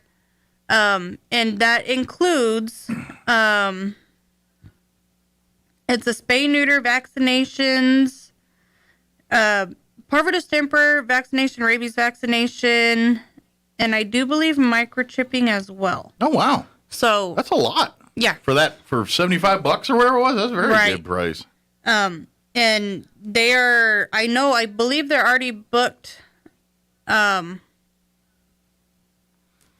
for April's, and I think they're already booking for May's. Okay. So get them booked now if that is something that might benefit. If you drive down East College Street, it's about a block down on the right-hand side once you cross Garden. Okay. And the phone number is on the front of the building, and it says Spay Neuter Clinic. Nice. Okay. It's a 626 number. Okay. And they're doing wonderful things trying to help lessen the population. We actually just had a dog deliver puppies yesterday morning that we didn't realize was pregnant because she didn't look pregnant. She just looked, healthy weight. Sure. We got her from animal control, and I was like, oh, she looks a little plump. Maybe we're feeding her a little too much. Yeah. And then yesterday morning we come in, and she's like, hi, look what I did. Oh, wow. I got puppies for you. All the puppies okay? Yes. Good. She had 6. What kind of dog is this? She's a Burmese mountain dog mix. Oh, wow. So those would be interesting puppies. Don't know what she bred with, but, there's black and white, chocolate and white, a chocolate and a black. Nice. Well, here in a couple months, She's got some shakes going on. Couple months here, those will probably add weight and available for homes as well. Yeah, here, once she weans them, then we can start vaccinating them and getting them current on vaccinations, and they'll go for adoption. On average, what's generally that time from birth to adoption eligible for adoption? How long on average? Depending on the breed of the dog, because of the size, they have to weigh 2.2 pounds for anesthesia. On the larger dogs, it's average between when they're 8 to 10 weeks of age. Okay. So we start them on vaccinations at 6 weeks. And then when they're 8 weeks, they get a booster. Okay. And then as long as, we don't see any signs or we're not having any problems with parvo or anything, then they'll go up for adoption. And if they're there when they're 12 weeks, they'll get their third set. If they're not, we advise the adopters to, continue out their puppy sets. But on average, 2 to 3 months is when they're eligible. By about after 3 months, they're usually on average eligible to go home. Big enough and vaccinated and safe. Sure. Well, good. So hopefully these puppies here in a couple months will be ready to go here. So, I mean, is Mama got the big sagging belly now and everything because she's nursing? So. Well, she's hairy, so you can't see anything. Yeah. She's just full of hair. Gotcha. And I'm like, where's your boobs? Well, hopefully the puppies can find them. Yeah. They have to shave her down a little bit. Her hair's long on the side, so it hides it. Her stomach isn't as hairy. But her hair just goes down long on the sides, so you have to feel for her. And I'm like, okay, you actually have milk, so you can nurse them. Good. And Mom was healthy, doing well. Mom was healthy. Mom was great. Mom was like, look what I did. So obviously she's probably not ready for adoption yet either until she's done nursing. No, and ironically, we had just moved her out of quarantine because she had just finished her time in quarantine, and she just went up for adoption. She hasn't even been out of quarantine for 3 days. Oh, wow. So she's back in. So so she's probably on the hook for at least another month or so anyway, huh? Yeah, once she officially weans the puppies, where they're not nursing on her anymore, summer and she's dried up to where she's not going to get mastitis, then she'll go back up for adoption. However, if you see this puppy on the website, which you can see every single pet that's at this shelter at RoswellHumane.org, if you see a not available next to it, that means they're in quarantine for various reasons. Does not mean they're adopted. So if you see that not available, but you're like, oh, that's a beautiful dog or cat or whatever it is, keep checking back. So if you're thinking, oh, I love that breed of dog, come on, and you think, oh, come meet the dog, come call, ask about the dog, and then and just keep checking back, and then when the dog is available to be adopted again, you can get right in and be first in line to go bring that dog home. So yeah, and I will tell you, we will not bring a dog out of quarantine if it has not been in quarantine the time it needs to be. It will not come out of quarantine. Yeah, no exceptions on. There are no exceptions. Coming out early. Yeah. No, it's for the safety of the pets as much as you. Yes, and we are going into high parvo season. Which something I learned from the vets is our parvo season never stopped from last year, but it's enhanced about 100 times what it normally is already this time of the year because we've already been in the high 80s, low 90s. Okay. They've been having lots of dogs come in. They've been treating them for parvo. Some of them obviously weren't able to be treated because of the severity of it, but it is high parvo season. So during parvo season, we are 100 times more neurotic than we are regularly. So nobody goes in quarantine that's not an employee. No animal comes out of quarantine that has not been in there the length of time it needs to be for us to observe it. Gotcha. Yeah, you gotta be stringent on those rules and probably note to pet owners and stuff, if you haven't, vaccinated for that kind of stuff, do so. Get your saving, because once a dog gets parvo, it's almost a death sentence, isn't it? It is, really unless hard you got about $3,000 to treat it. Wow, it's so. And it's not a guarantee that treatment is going to work. It's a attempt to, but it's not a guarantee. Yeah, so it's so easier just to get them vaccinated. That way, they're not exposed to even the chance of getting that. Now, I will tell you, the vaccinations, they are basically like flu shots to us. They are a live virus that tries to build up an immunity in our system. So it gets them a little sick sometimes? It does, and it's not a guarantee that later on in life they can't get parvo. It's just a preventative to help them from getting it. And so as long as you do your initial puppy shots and then your boosters regularly as an adult, should be fine. You're less likely to have any issues. Yeah. Now, is it like COVID here? Like if they've been vaccinated and they do get parvo down the road, the symptoms aren't maybe as severe, or is that not true? No, if an animal gets parvo, regardless of being vaccinated or not vaccinated, it's, depending on your animal's immune system is how they're going to handle it. How it fights it off. I gotcha. Okay. But when I was talking to one of the girls at the vet's office, they did have some adult dogs that were fully vaccinated that did come in with parvo. Okay. One way that you can help this is, yes, obviously do your vaccinations, but if you go to a strange place, clean your shoes before you come in your house. Okay. If you go to a dog park and you do not have somebody there that is requiring you to prove your animal's vaccinations, then that means that nobody else's animals were needed to prove their vaccinations, and they're probably not vaccinated. There's a risk there. Yeah, there's a risk there. So you want to be careful taking your animal to a dog park that does not require you to show proof that your animal is vaccinated. Gotcha. If you go walking parks and trails regularly, make sure that when you get home, you clean your shoes, give your dog a little wipe down with a baby wipe or something. Okay. Don't take them to strange places that you're not aware of unless, you check it out ahead of time, because you don't know what's been there prior to you. And you could have had an animal that was there that shed some of the parvovirus, and you just take your dog right to it. Sure. Obviously, if you get your dog vaccinated and just, kind of, keep mindful of some of those things you're talking about, you should probably have zero really issues at all. It'll probably work like a champ, and you're not going to have one problem with parvo or anything like that. Typically, adults that are vaccinated don't have an issue. Yeah. But because of, our weather here and not actually having solid winters, there's not really a chance to kill the parvo. Right. And so it just keeps mutating it in stronger and in essence, basically whatever defense you put, it finds a way to kind of adapt a little bit to it. But luckily, the companies that do make the parvo vaccinations, they're aware of this. So they're continuously modifying the vaccinations. Kind of like flu shots where they got to predict the strand that's going to be for that year kind of thing. Right. Gotcha. Well, Okay. Pfizer is one of the main companies that makes the parvo distemper vaccinations. And for the areas, like the hotter areas, like us in Texas and Arizona, we actually have a modified vaccination every 90 days. Okay. Interesting. Just to stay on top of that. Yes. Stuff. Interesting. So yeah, we think about that with humans and flu, and it's really the same battle they're doing for the dogs here with parvo.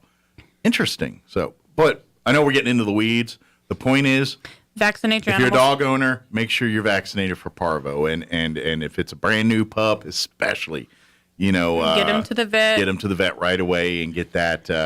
And the other thing I always tell dog owners is put them on the heart guard too.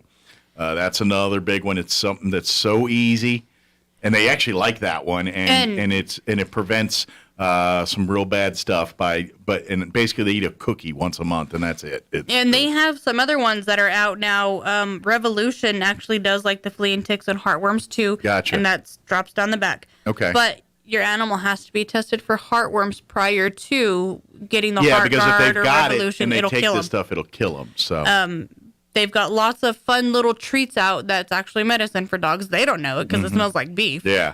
But that can help, with heartworms, fleas, ticks, mites, and take your animals to the vet. Ask the vet what they recommend because some breeds have, allergies and irritations to certain things. So some breeds might not be okay for heart guard where they're okay for Revolution and vice versa. So at the time when I had a dog, I think only heart guard was available, and I knew it was simple because it was literally that cookie. Mm-hmm. And I had to stop her because she'd want another one. I'm like, no, you only get one. We get one in next month. So I have a horse at home, obviously, Great Dane.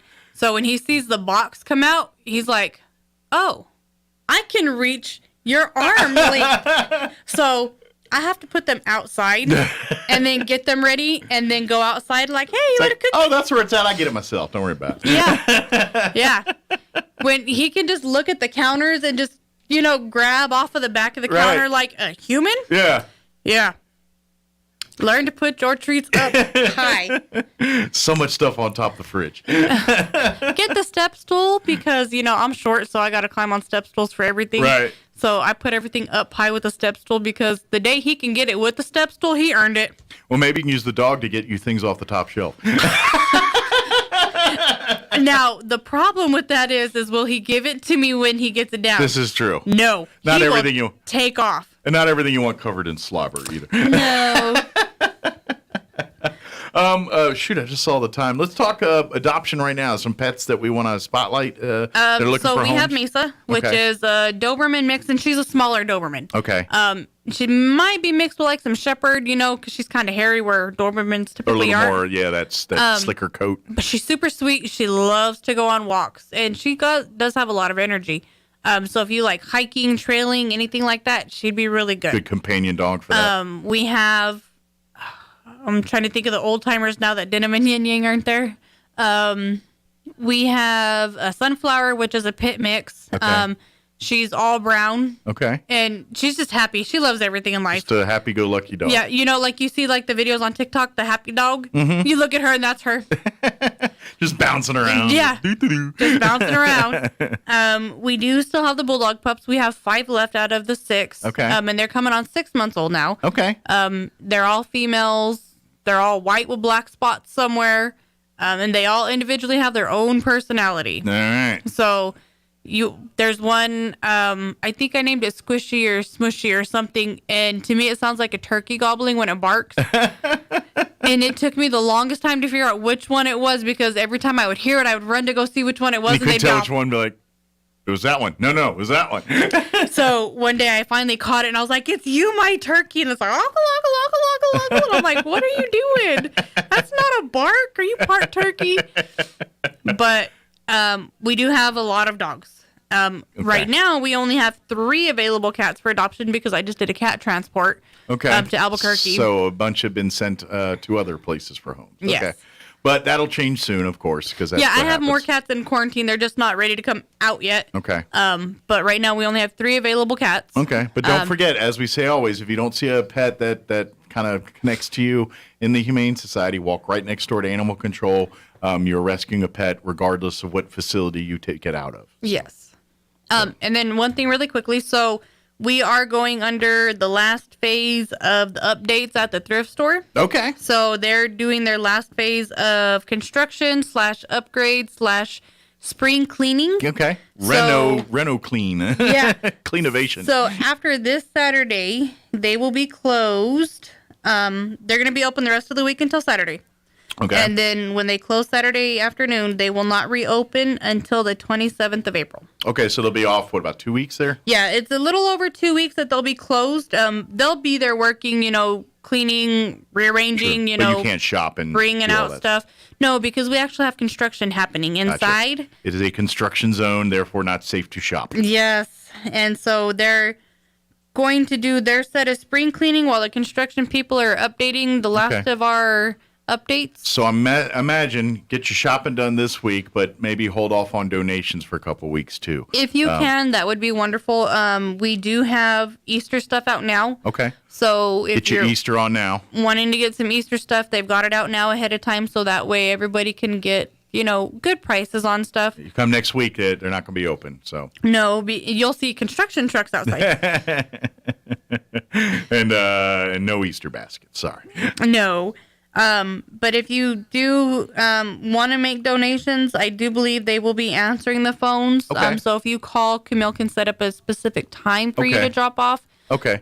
Depends, obviously, if it's bigger stuff, there may not be room at the moment for it Right. because of the renovation. So, but call ahead with all that. They'll determine what they can take now and what they may say. Hey, can you hold it for a week and we'll come get it. Right. So, and in the meantime, go to RoswellHumane.org. If you'd like to help out financially, you can become a member through there. You can make donations too if you'd like to make a monetary donation, or always looking for cat litter and toys and things. If you'd like to drop those off to the shelter, call ahead and say, hey, I got a bunch of litter I want to bring by or whatever. What's a good time? And they'll tell you, yeah, come on down or whatever. So don't worry. If you'd like to make those kind of donations, don't get fancy with the litter. Don't worry about the clumping, high to high fluting. Cheap clay cat litter. That stuff in the looks like a cement mixer bag worked just fine. Because essentially it's going to get mixed with cement in the end. That'll do just fine. They basically use those old school things that holds the case of Cokes, the cardboard, those little cardboard, and those are litter boxes, and they're basically disposable litter boxes, and so they don't reuse those for contamination and safety. It all goes out. And it helps keep the kitty odor down. Yeah. So, like, if a kitty has a really strong urine, we go and change the box out, because scooping does not always reduce the smell. Sure. So we Some just particles or bacteria. remove it, take it all the way out to the trash can, say bye-bye, and give them a fresh new box. So That way it's impossible to keep lingering because it ain't Yeah. there. So, what else? Did I get it all? Is there something? I think we got it all. Okay, I was thinking there was one more thing, and I just spaced out on it. if you're still looking for a job, I'm still hiring. Still hiring Yes. for a kennel worker. And it's full time. Mm-hmm. Good deal. And this is pays minimum wage. But if you love animals, you get to spend time with them.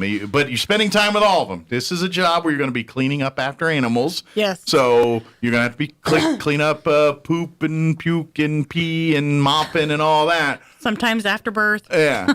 But you also get to be basically the parents for these pets. And so if you love interacting with dogs and cats and help them out and petting them and making them, because at the same time, you're getting these pets ready for adoption. So you got to, provide them as much love as you possibly can, because that makes them better pets.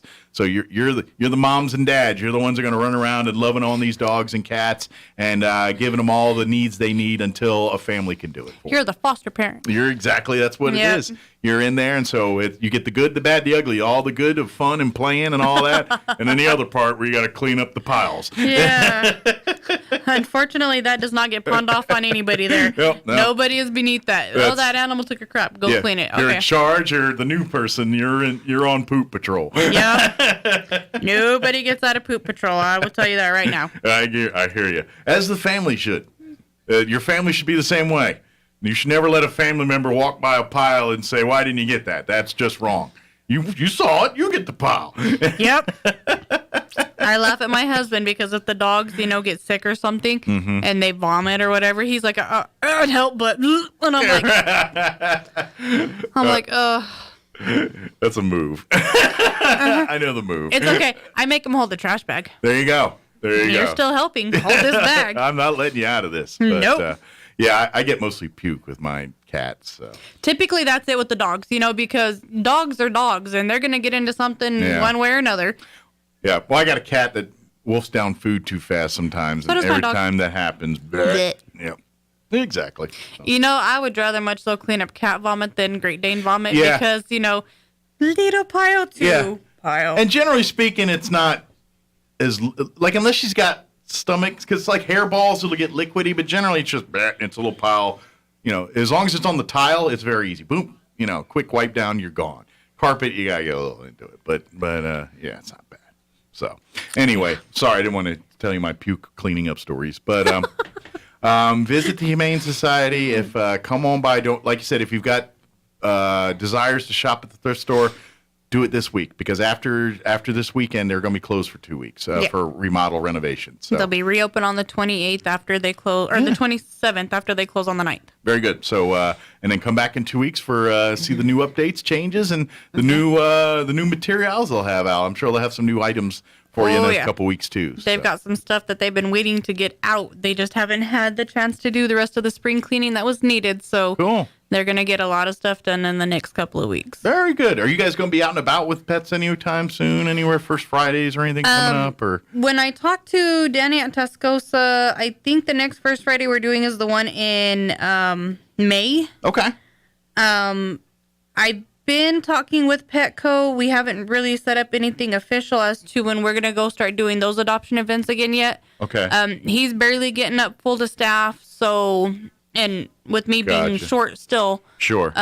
So logistics aren't there yet, but we're probably in the working coming on months. We are. Maybe this summer you might start seeing them back out there again. Or yeah, and then I haven't heard anything yet, but we might be involved with the UFO festival again. Oh, cool. I'm just waiting for Downtown Roswell people to say, hey, this is what the plan is, and then we go from there. Do y'all get involved with the pet costume contest stuff? Or sometimes we do. Okay. Sometimes one of us is the judge of the costumes, and then sometimes one of us, is with animals at an off-site location for adoption. You ever get to see former members of the Humane Society on display at the costume contest? And it's funny because, people will come up to me, hey, do you remember? And I'm like, I don't remember you, but I remember your dog. Yeah, exactly.